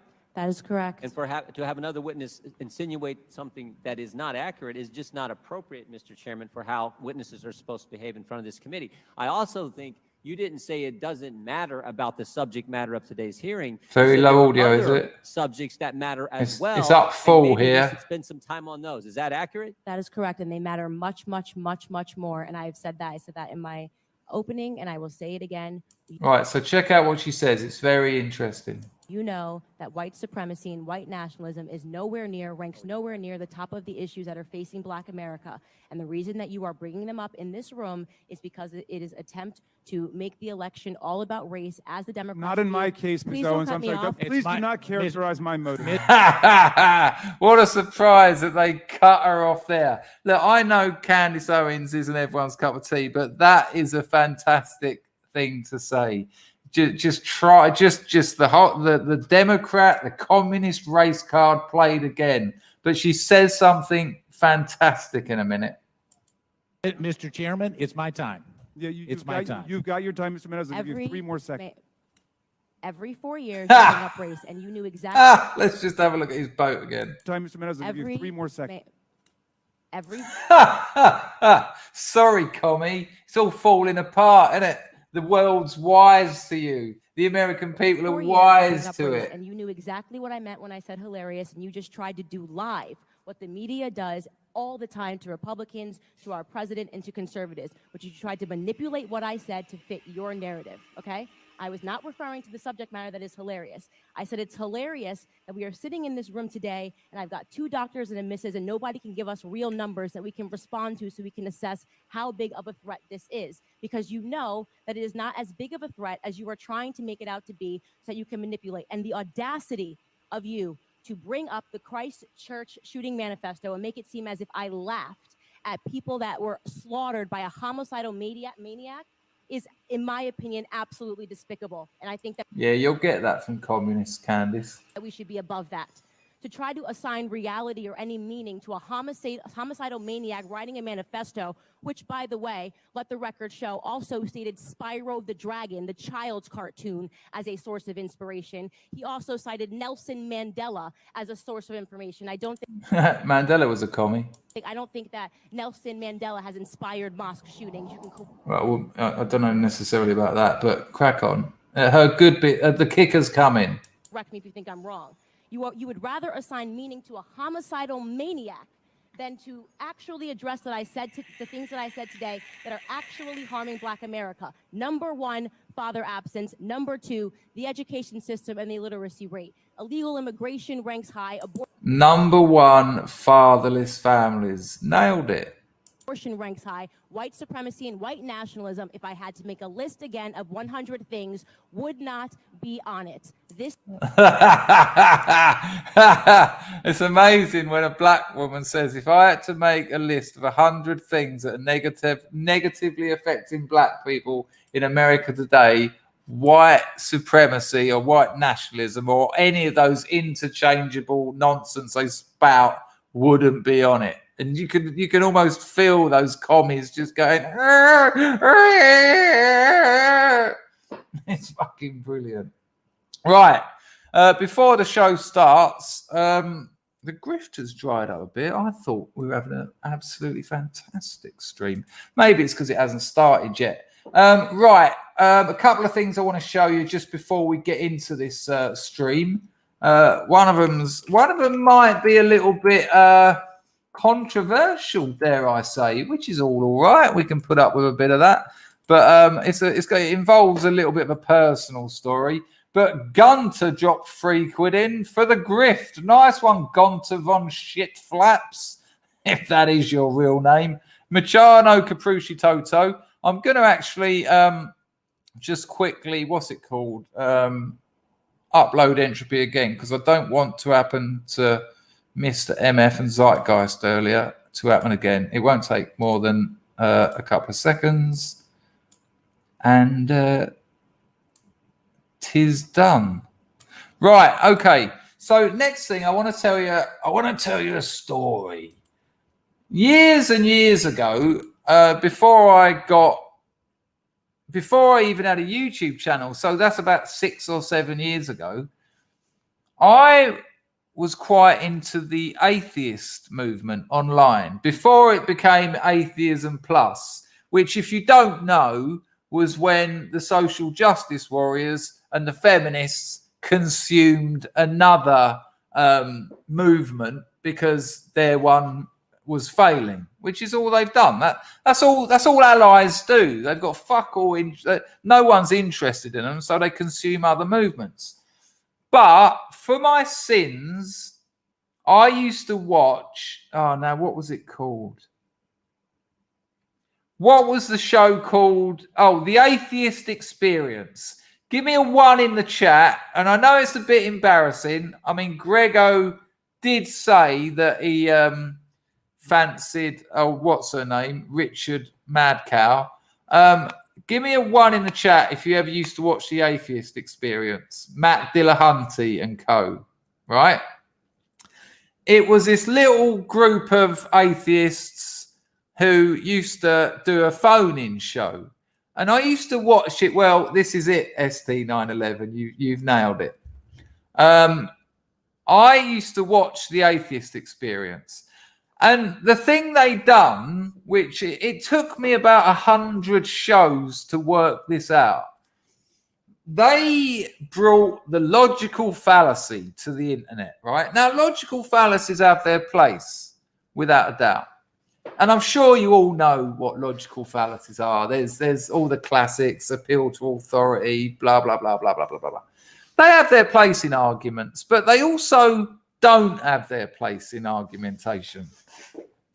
And I started to realize, hang on a minute, this so-called atheist debate show, they either sling the call, if the caller talks about something they can't handle, they just dump them every time. And then if the person dares make a logical fallacy, Matt Dillahunty smugly, that's a logical fallacy. You can't do that. That's a logical fallacy. And then just describes the logical fallacy and then ditches the caller. And I was like, this is bullshit. These people aren't communicating with people. Nice to see a few people putting some 1s in the chat. I'm not the only person. I just realized it was really weird. And then I just thought, hang on, these people are losers. I just started looking at them and thinking, these people are losers. This is all they've got. All they've got is their logical fallacies and the utter smugness of them. I mean, if you want to go onto YouTube, type in Atheist Experience, go and have a look at, and this is how much I'll put on this. Watch any of their shows, you will hear the word logical fallacy at least once. But the smugness of them, the way they just laugh at the call-ins. Oh, this one again. It's a fucking call-in show. If you're going to laugh at people for having beliefs that aren't the same as yours, why get them to call in? Anyway, I obviously abandoned all of that. I just thought this is just bullshit. I mean, religion has done far more for Europe and America than the fucking likes of Matt Dillahunty has, I can assure you. And then Boris sent me this the other day, and he got it off of Keith Woods. This might shock some of you. It will make you laugh.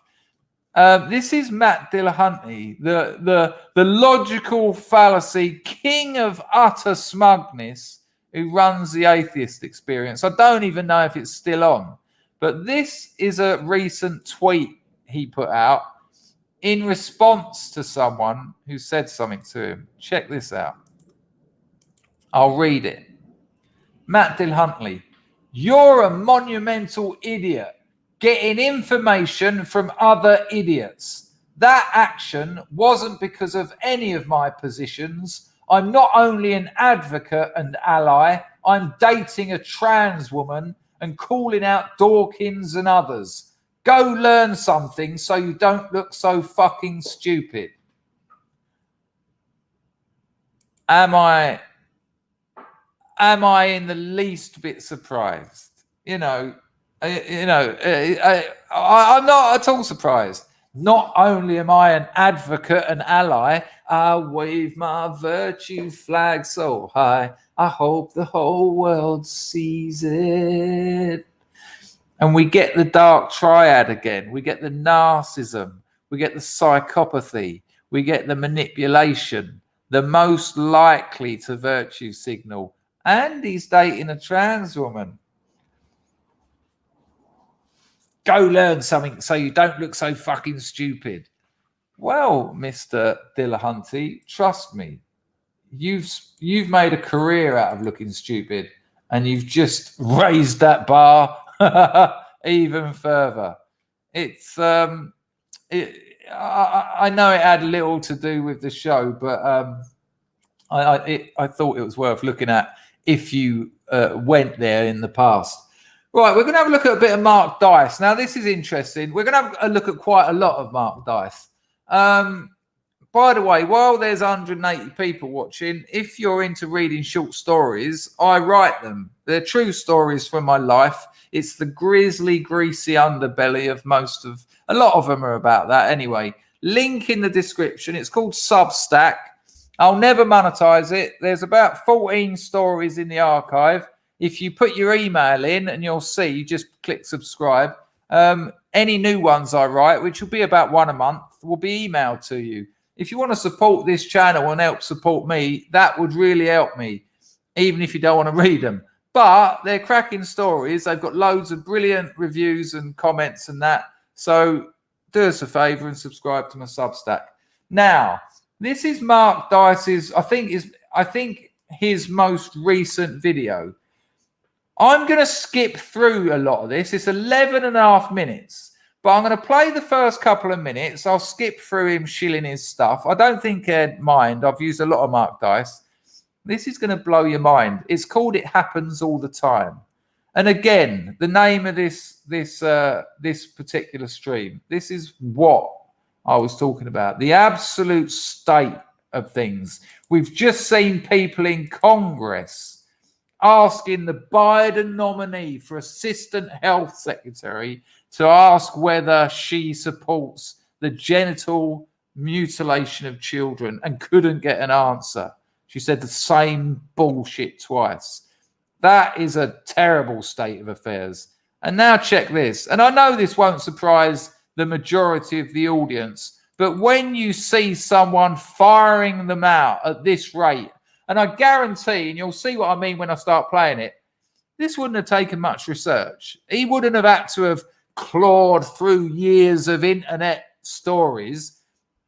I reckon he probably put this video together after about half hour's research. And you'll see what I mean. Check it out. It's called It Happens All the Time. Since a large part of our culture has come to celebrate. Can I have an audio check just to make sure we're not watching it in silence?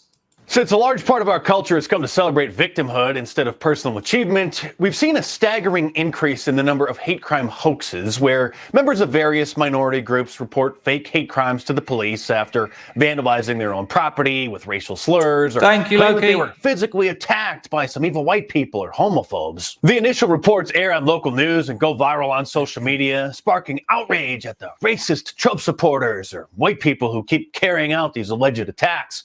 But oftentimes, when police get involved and interview the victim and gather evidence, the supposed hate crime turns out to be a hoax.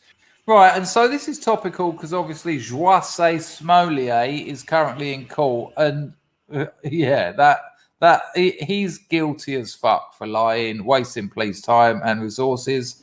Let's hope justice is served there.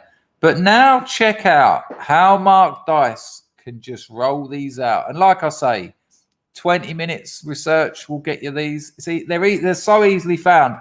And you've got to ask yourself, if this is such a massive problem, you know, it's not on Candace Owens' top 100 problems for African Americans.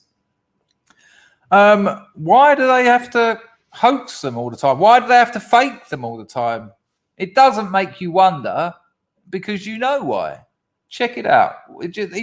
He just keeps pumping them out. And it's quietly forgotten about. One of the most popular hate crime hoaxes in decades involved the former actor, Jussie Smollett, who claimed that two men wearing MAGA hats attacked him in the streets of Chicago in sub-zero weather and tied a noose around his neck, poured bleach on him, and yelled, "This is MAGA country." His story was so absurd that most people were skeptical from the start, and as the investigation went on, police discovered that he staged the whole thing. Do you remember he still had the, in inverted commas, noose on when the old bill turned up and the copper said to him, "Do you want to take that thing off?" And he was like, "Yeah, I just wanted you to see it." Oh, yeah. Hoaxes would operate like that, yeah. Hoping to become a social justice hero. As the Jussie Smollett hoax was unraveling, Instagram took down a Scooby-Doo meme from my account, which showed the characters surrounding a ghost that they had captured after unmasking it to reveal who it really was, and the ghost had Jussie's face photoshopped onto it. Instagram said that was harassment and bullying. They also took down one of Donald Trump Jr.'s posts about the hoax as well. A recent change to YouTube's terms of service specifically bans content claiming specific victims of public violent instances or their kin are actors, or that their experiences are false, which means that anyone who posts... So, well, hang on, he's about to explain that. Check that out. I'll take it back. So this is a new YouTube terms of service. Listen. Are actors, or that their experiences are false, which means that anyone who posted a video or did a live stream saying that Jussie Smollett had faked his attack was in violation of their rules and were at risk of having their videos taken down and issued a community guideline strike or even having their entire channel banned if they had previous infractions. NASCAR's driver Bubba Wallace became a hero overnight. Right. So here we go. This is what I'm actually talking about. Check out this list, right? Entire channel banned if they had previous infractions. NASCAR's driver Bubba Wallace became a hero overnight after a supposed noose was found hanging in his garage at the Talladega Superspeedway because a racist NASCAR fan that was upset that the league had banned the Confederate flag took their frustration out on Bubba. And he was given a parade after he was rolled out onto the track the next day to celebrate how brave he was for going through this ordeal and standing up against this imaginary hate crime that 15 FBI agents wasted their time investigating before finally admitting what normal people knew from the beginning, that the noose was just a handle on the end of a rope, which was used to pull open the garage doors at the track. But these celebrity hate crime hoaxes are just the tip of the iceberg. The media loves to use fake hate crimes allegedly perpetrated by white people to stoke fears of racism, which is mostly just in liberals' imaginations. Just after the 2016 election, an 18-year-old Muslim woman in New York claimed that Trump supporters harassed her on the subway, chanting "Trump, Trump," while trying to steal her hijab. But police launched an investigation, and then she was arrested for making the whole story up in an attempt to distract her father from the fact that she had been out getting drunk with her friends that night. A Muslim student at the University of Texas, Arlington, said that she was threatened at gunpoint by a group of white men in a pickup truck, only to later admit that she fabricated the whole story too. An Indiana man spray painted a swastika alongside some pro-Trump messages on the side of a church even though he hated Donald Trump. And after he was caught, admitted that he wanted to mobilize a movement against him. A small African-American church in Mississippi was burned down and had "Vote Trump" painted on the side of it, causing initial reports to claim that it was done by white supremacist Donald Trump supporters. Soon after, however, a black man was arrested for the crime, and police said that he painted the Trump message on the building to throw off investigators about his true motive, which was some personal grievance that he had with the church. Stay tuned, because there's plenty more to come in this video, but just a quick heads up. All right, hang on. So we'll just get over the shilling, and I will put it on a higher speed. And just check this out. Or any of my awesome designs. In Philadelphia, a black man was caught spray painting racist, anti-black, and pro-Trump graffiti on cars and businesses after he tried to make it look like a white supremacist had done it. In Charlotte, North Carolina, a small local market owned by an Indian had a rock thrown through its window of the front door and set on fire. A note was left at the scene which praised Donald Trump and denounced immigrants from non-white countries. A surveillance camera caught the perpetrator on video, and he was identified and arrested a few days later. He was black. Recently, a black employee at Emory University in Atlanta was arrested after he was caught spray painting swastikas and racial slurs on a campus building. Also in Georgia, a black woman was arrested just a month or so ago for putting messages in her neighbor's mailbox saying they were from the KKK and threatening to kill them and burn down their home because they didn't belong in the neighborhood. There's a little thing called a doorbell camera now that this moron wasn't aware of, and she got busted. Even after events like these are exposed as hoaxes, the liberal media still blames white people, saying the perpetrators have internalized all the racism that they've had to deal with their entire... And we talked about that on this channel when those 4 Indian blokes, teenagers, urinated on some African-American women and called them racial slurs. And the Guardian said, no, sorry, I think it was the Washington Post said, we shouldn't look at this in what was it, in the context of them being Indian. We should look at them as in enacting whiteness. So when four Indian teenagers urinate on and call racial slurs to some African Americans, it's not about them being Indian and being racist against African Americans. They're enacting whiteness. That's a true story. And that's what he just said.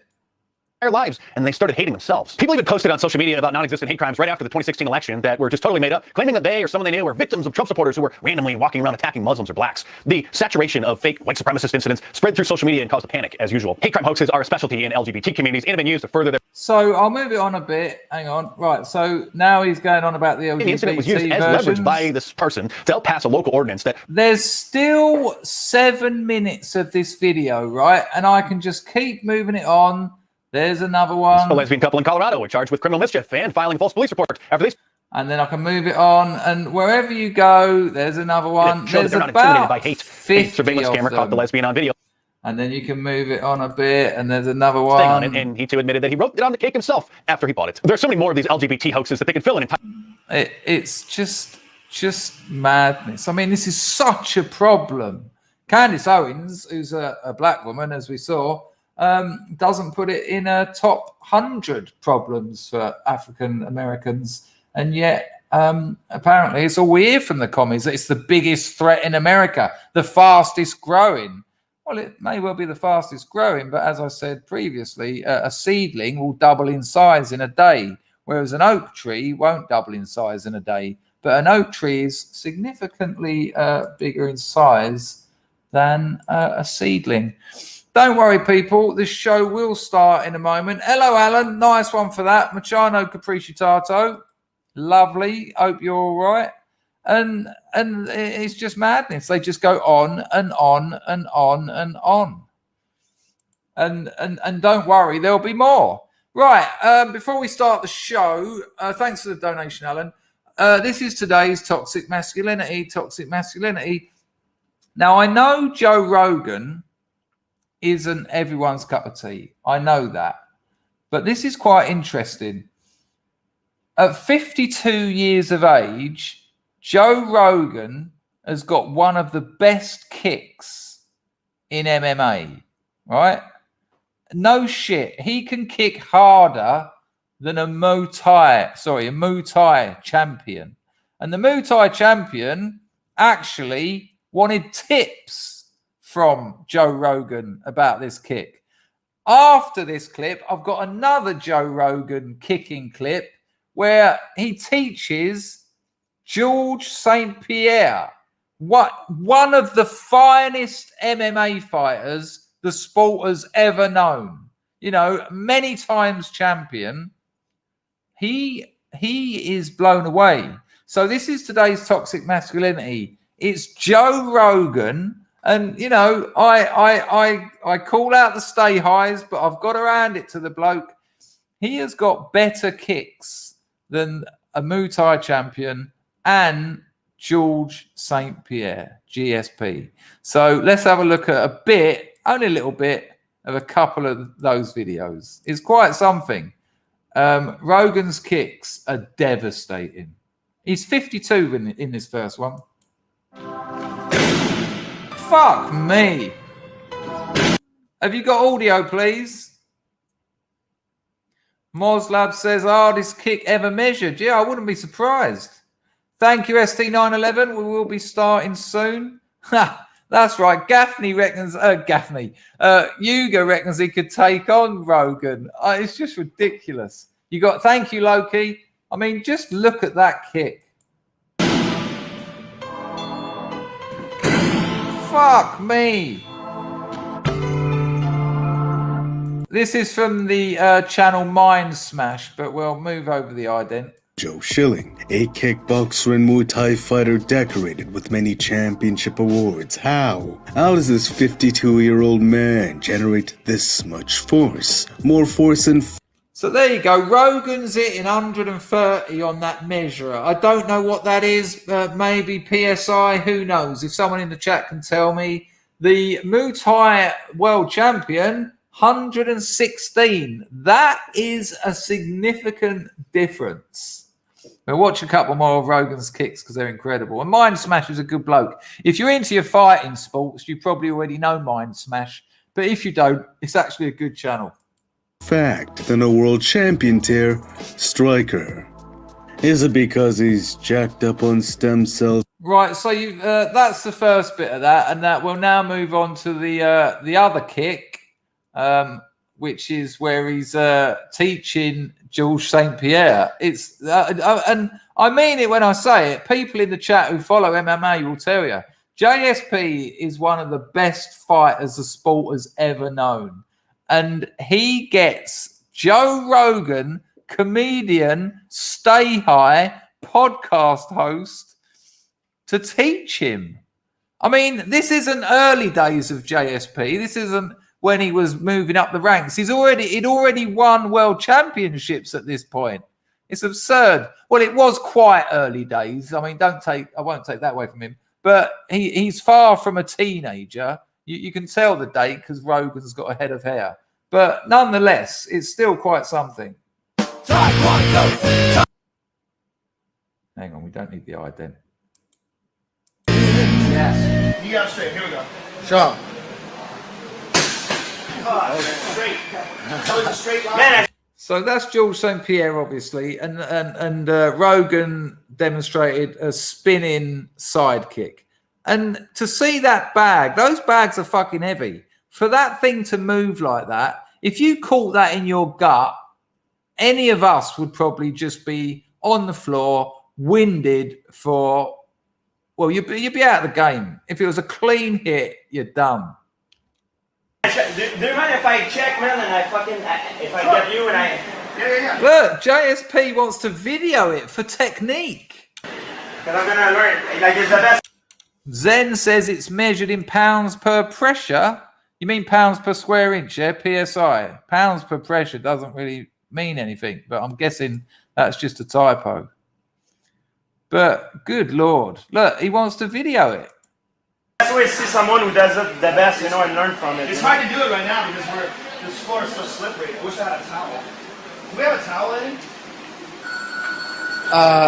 Yes. Towel really quick from back there. Thank you. Because this shit is... Look how hard George works. Dude, it's looking good, man. Got hit on. with that shit in the UFC, Yeah, right? seriously. They go to the hospital. No, Yeah. Man, this can really cause a lot of damage. The internal organs. Thank you. What about that? Come on, try the floor. Exudes a natural body oil. Man, best kick I have seen in my life. Tell me when you're ready.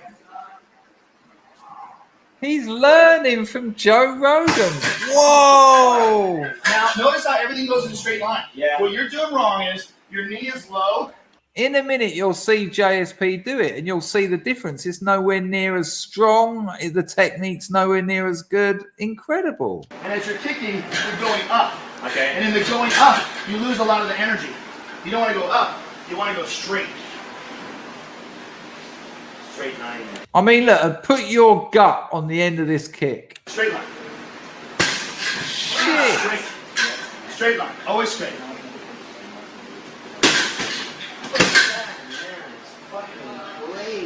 And when you finish, I think I see you're kind of straight line. You're not like no, all power, all the power's in it. Bam! And now we'll see JSP have a go, and you'll see the difference.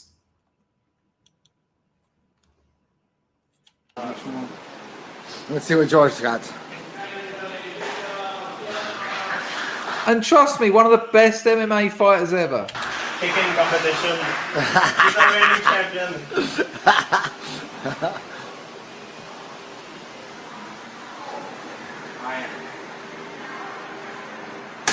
That's nice. Know what I mean? That was nice, man. Straight line. You're right now. You're already 50% better than when you got here. Yeah. Knee up higher though. Terrible. Knee up higher and kick lower.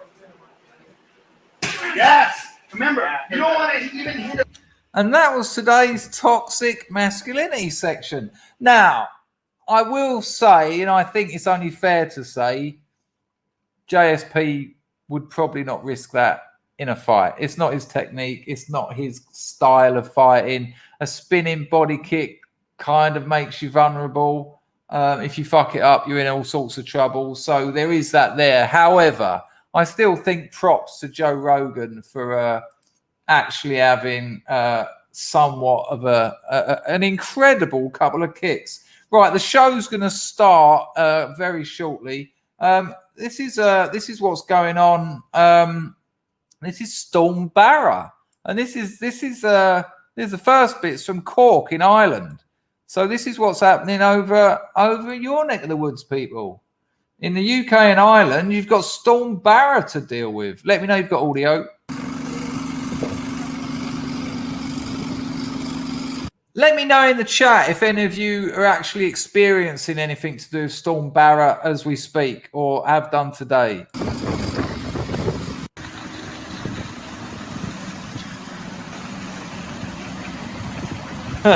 Good call, Grego.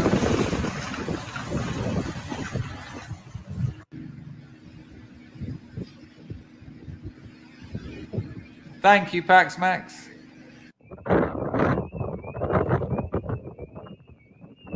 Livy, you got some of that going on, have you?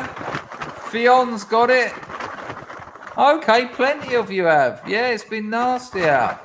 Arpizzle's waiting for it. Yeah, I've heard that people are power's going out in many places. Woodland has got the trees going all over the place.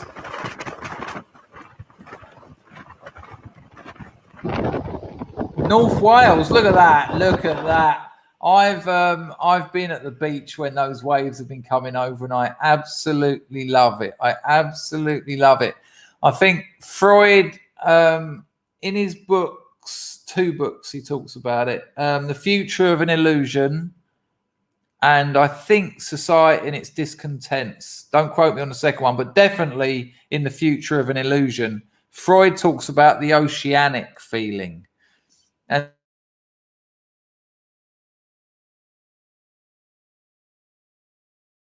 so, oh, hello, am I back?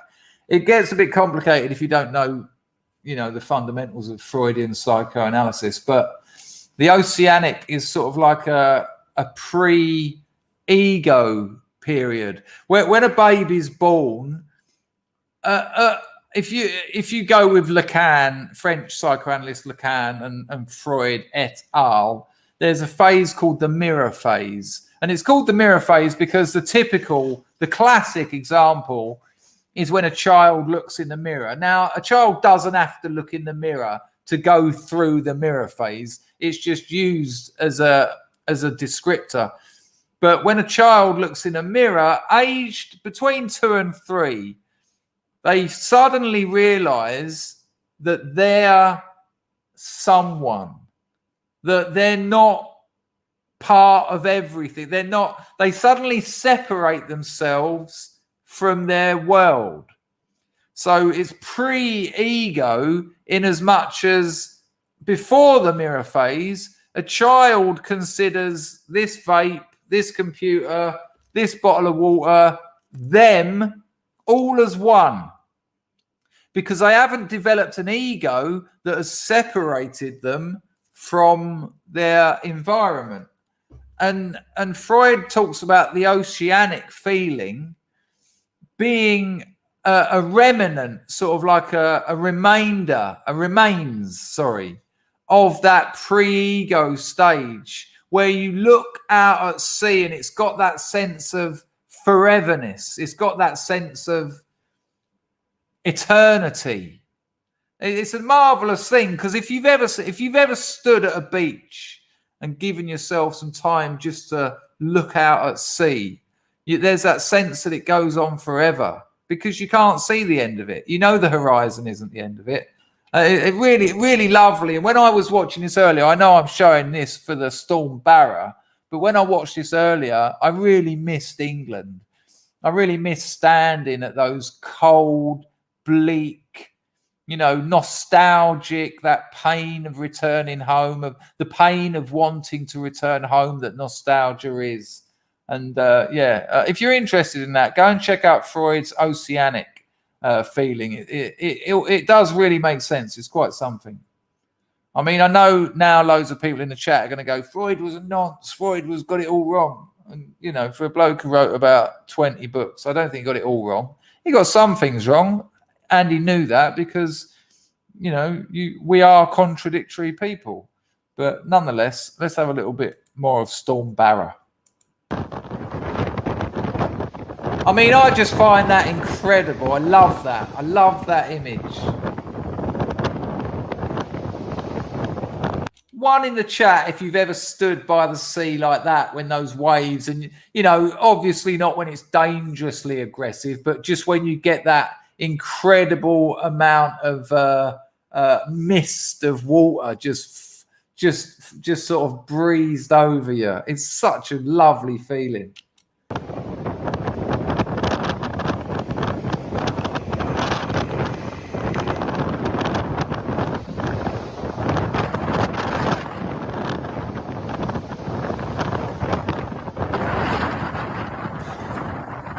I'll tell you what.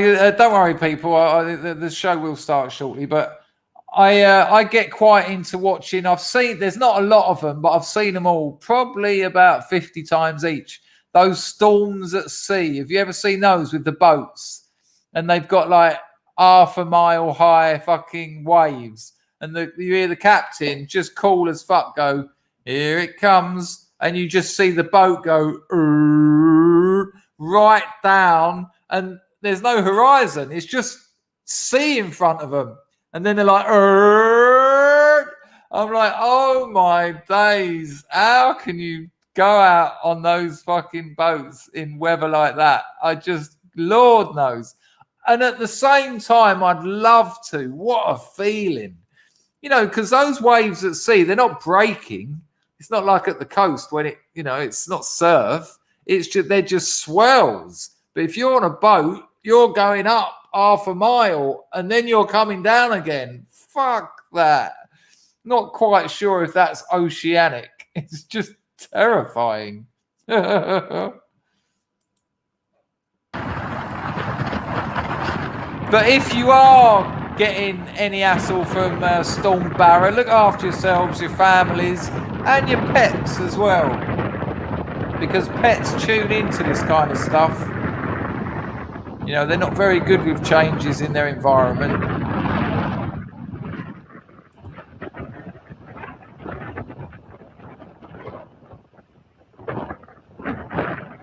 I do like that, though. There's something just very... Look at that! Oh, man.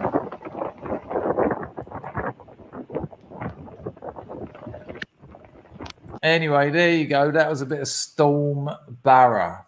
Am I still here? Did I disappear then or something? I don't know why entropy has closed down. That's weird.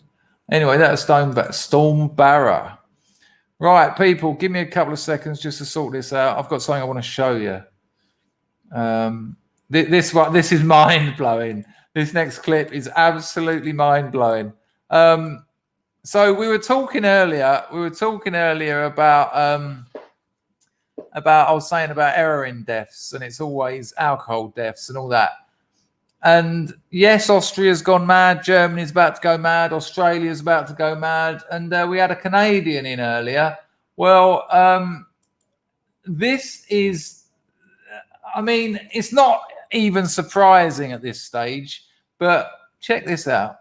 And, you know, you'll need, it's only a minute and a half, but when she gets to the end and you suddenly realize the first minute is her just word salad.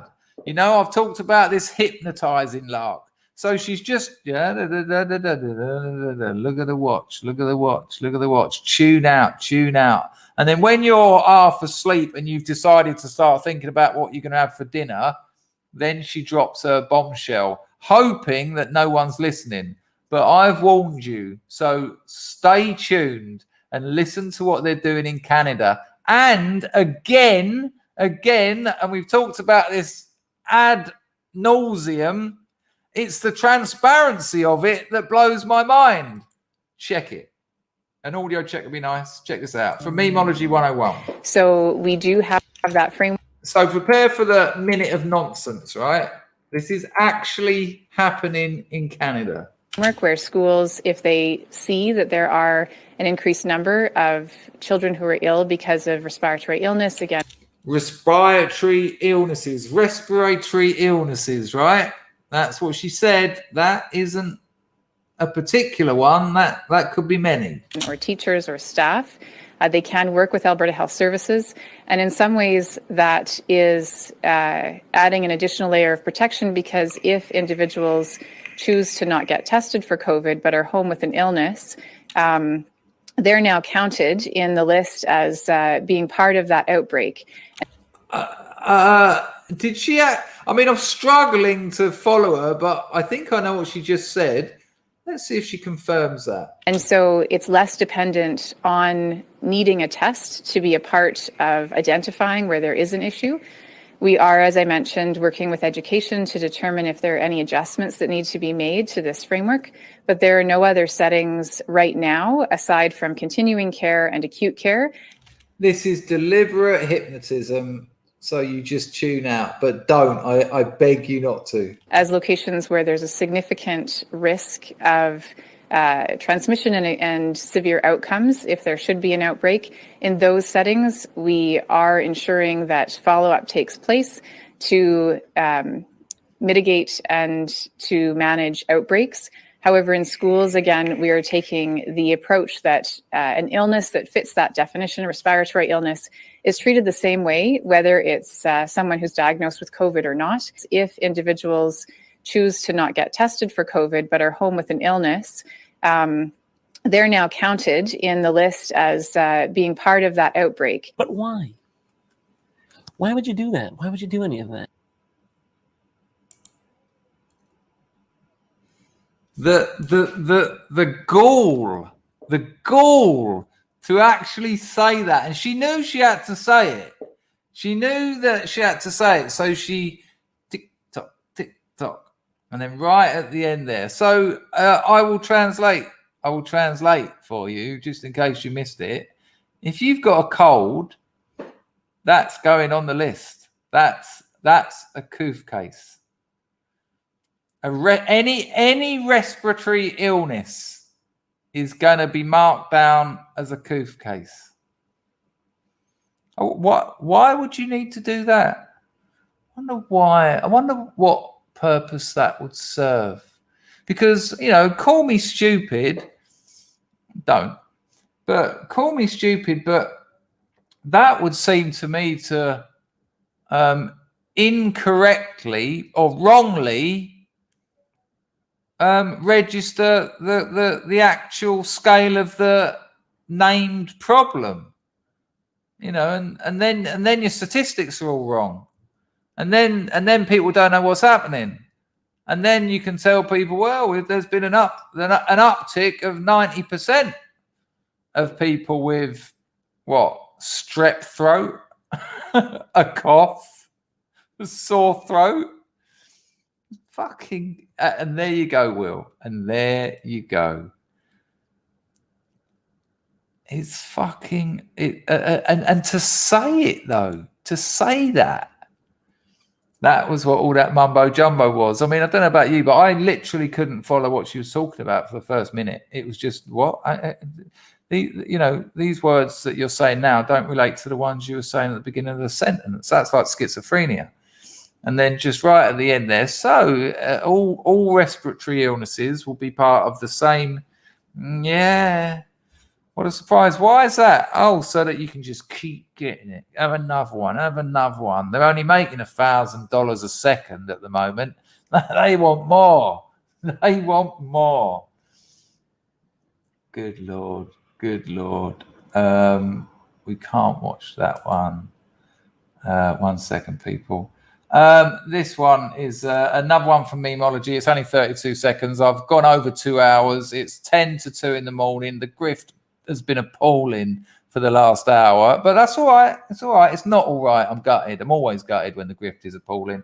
I think that's understandable, though, isn't it? When you're doing something, I think that is though. That's just me being human. Check this out. This is Memology 101 again, but listen to the title. These people are more than hypocrites. They're ghouls, and it's only 30 seconds, but again, I was just like, the state of things, really, the absolute state of communism, basically, of communism. Check it.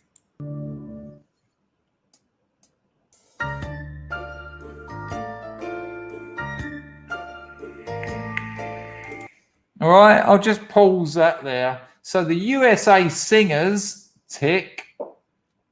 There's no greater scumbag than a scumbag who cashes in on the suffering and death of innocent people. And what you're going to witness here is leftism, communism 101. You can see it there, clear as day.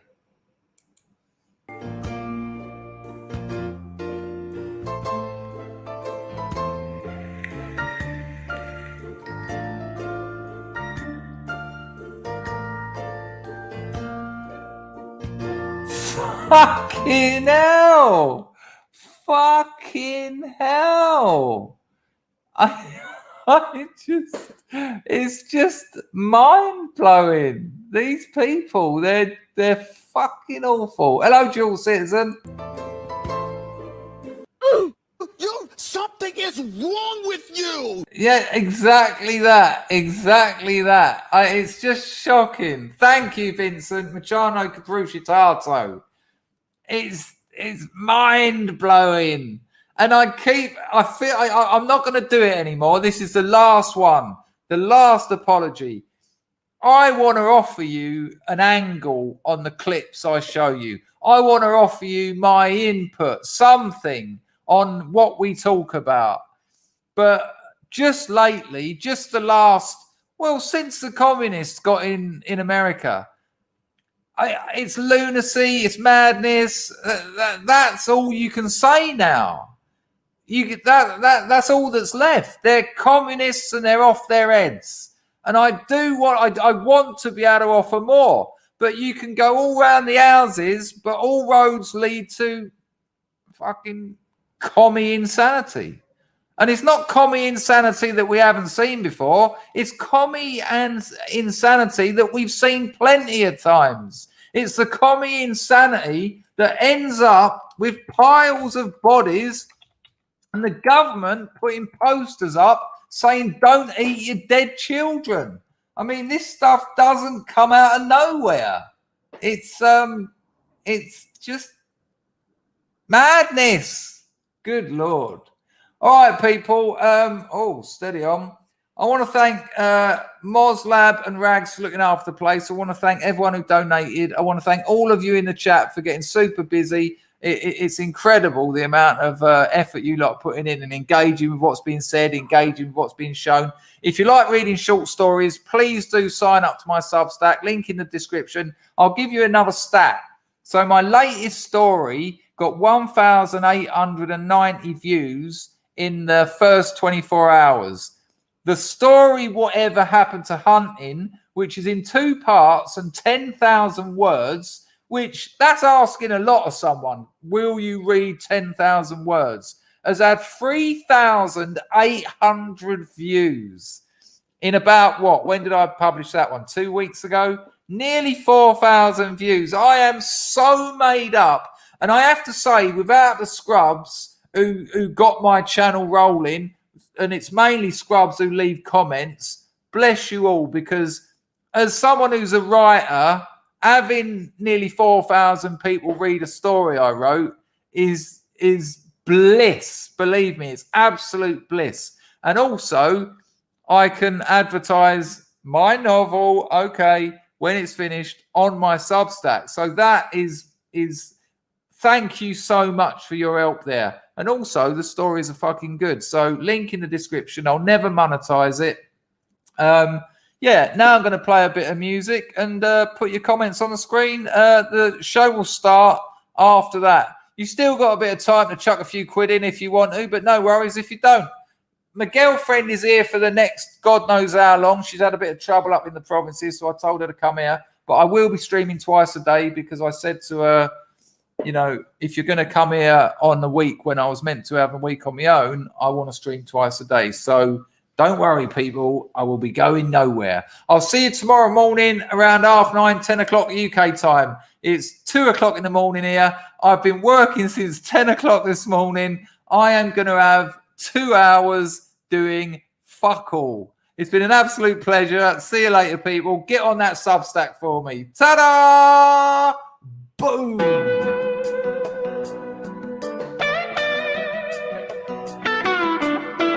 Scottish video.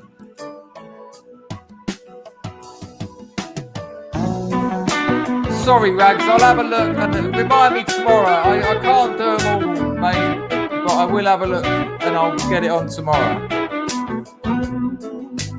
Everyone knows I'm gonna be the first man down. It's a Scottish video. I don't know what it is. All my friends are sick of having me around. Yes, Ian, that's how you market these things. Can't go on, I've taken all a man can take. What did you say, Lumi? Let's have a look. I just saw it. Yeah, but Lumi, I've got a YouTube channel, so you know it helps. And I did do stand up for 10 years, so there's an audience, you know. Deep down underwater. It did sound sarky though. Underneath the wave. I'm going deep, deep down. Oh, nice one, Matt. I'll have to look into that. Gonna lay my head. Exactly, Flammadiddler. See you later, LC. Looking back, I rejected every place I stayed. Woman says, Scrubs thriving, lovely. Yeah, cheers, Broken Silence. I'm just going to probably put a movie on or something. Yes, John, it's the intro music. Oh, I didn't know Carter was in. Hello, Carter. People get mad and people get sad, but at least they have a cause. I struggle to feel emotion. Yeah, I'm just about to get it sorted. I'm going deep, deep down underwater. See you later, MSN. Night, Emma. Take care, Anglo. Loki. There's the Scrubs lifeboat. Loads of Scrubs hang out in there chatting. Nice place. It's a Telegram account. Well, ST911, I'm going to release those as a three different novellas. Part 1, Part 2 and Part 3. And those videos only cover about half of what happened. So when I get this novel finished, I will get on with those. But it's kind of written already, to be honest with you. Goodbye, MSN. There you go, Albert. Nah, once the midterms happen, Sean, it'll be all, we'll be rocking in the free world again. I can't, man. I need a break. Pal, I need to just do nothing, mate. I'm shasted. I promised myself I was only going to do an hour tonight. It's been nearly 2.5. No, well done, mate. Absolutely well done. I'm going deep, deep down underwater. Take care, Matt. Nice one, historical doppelganger.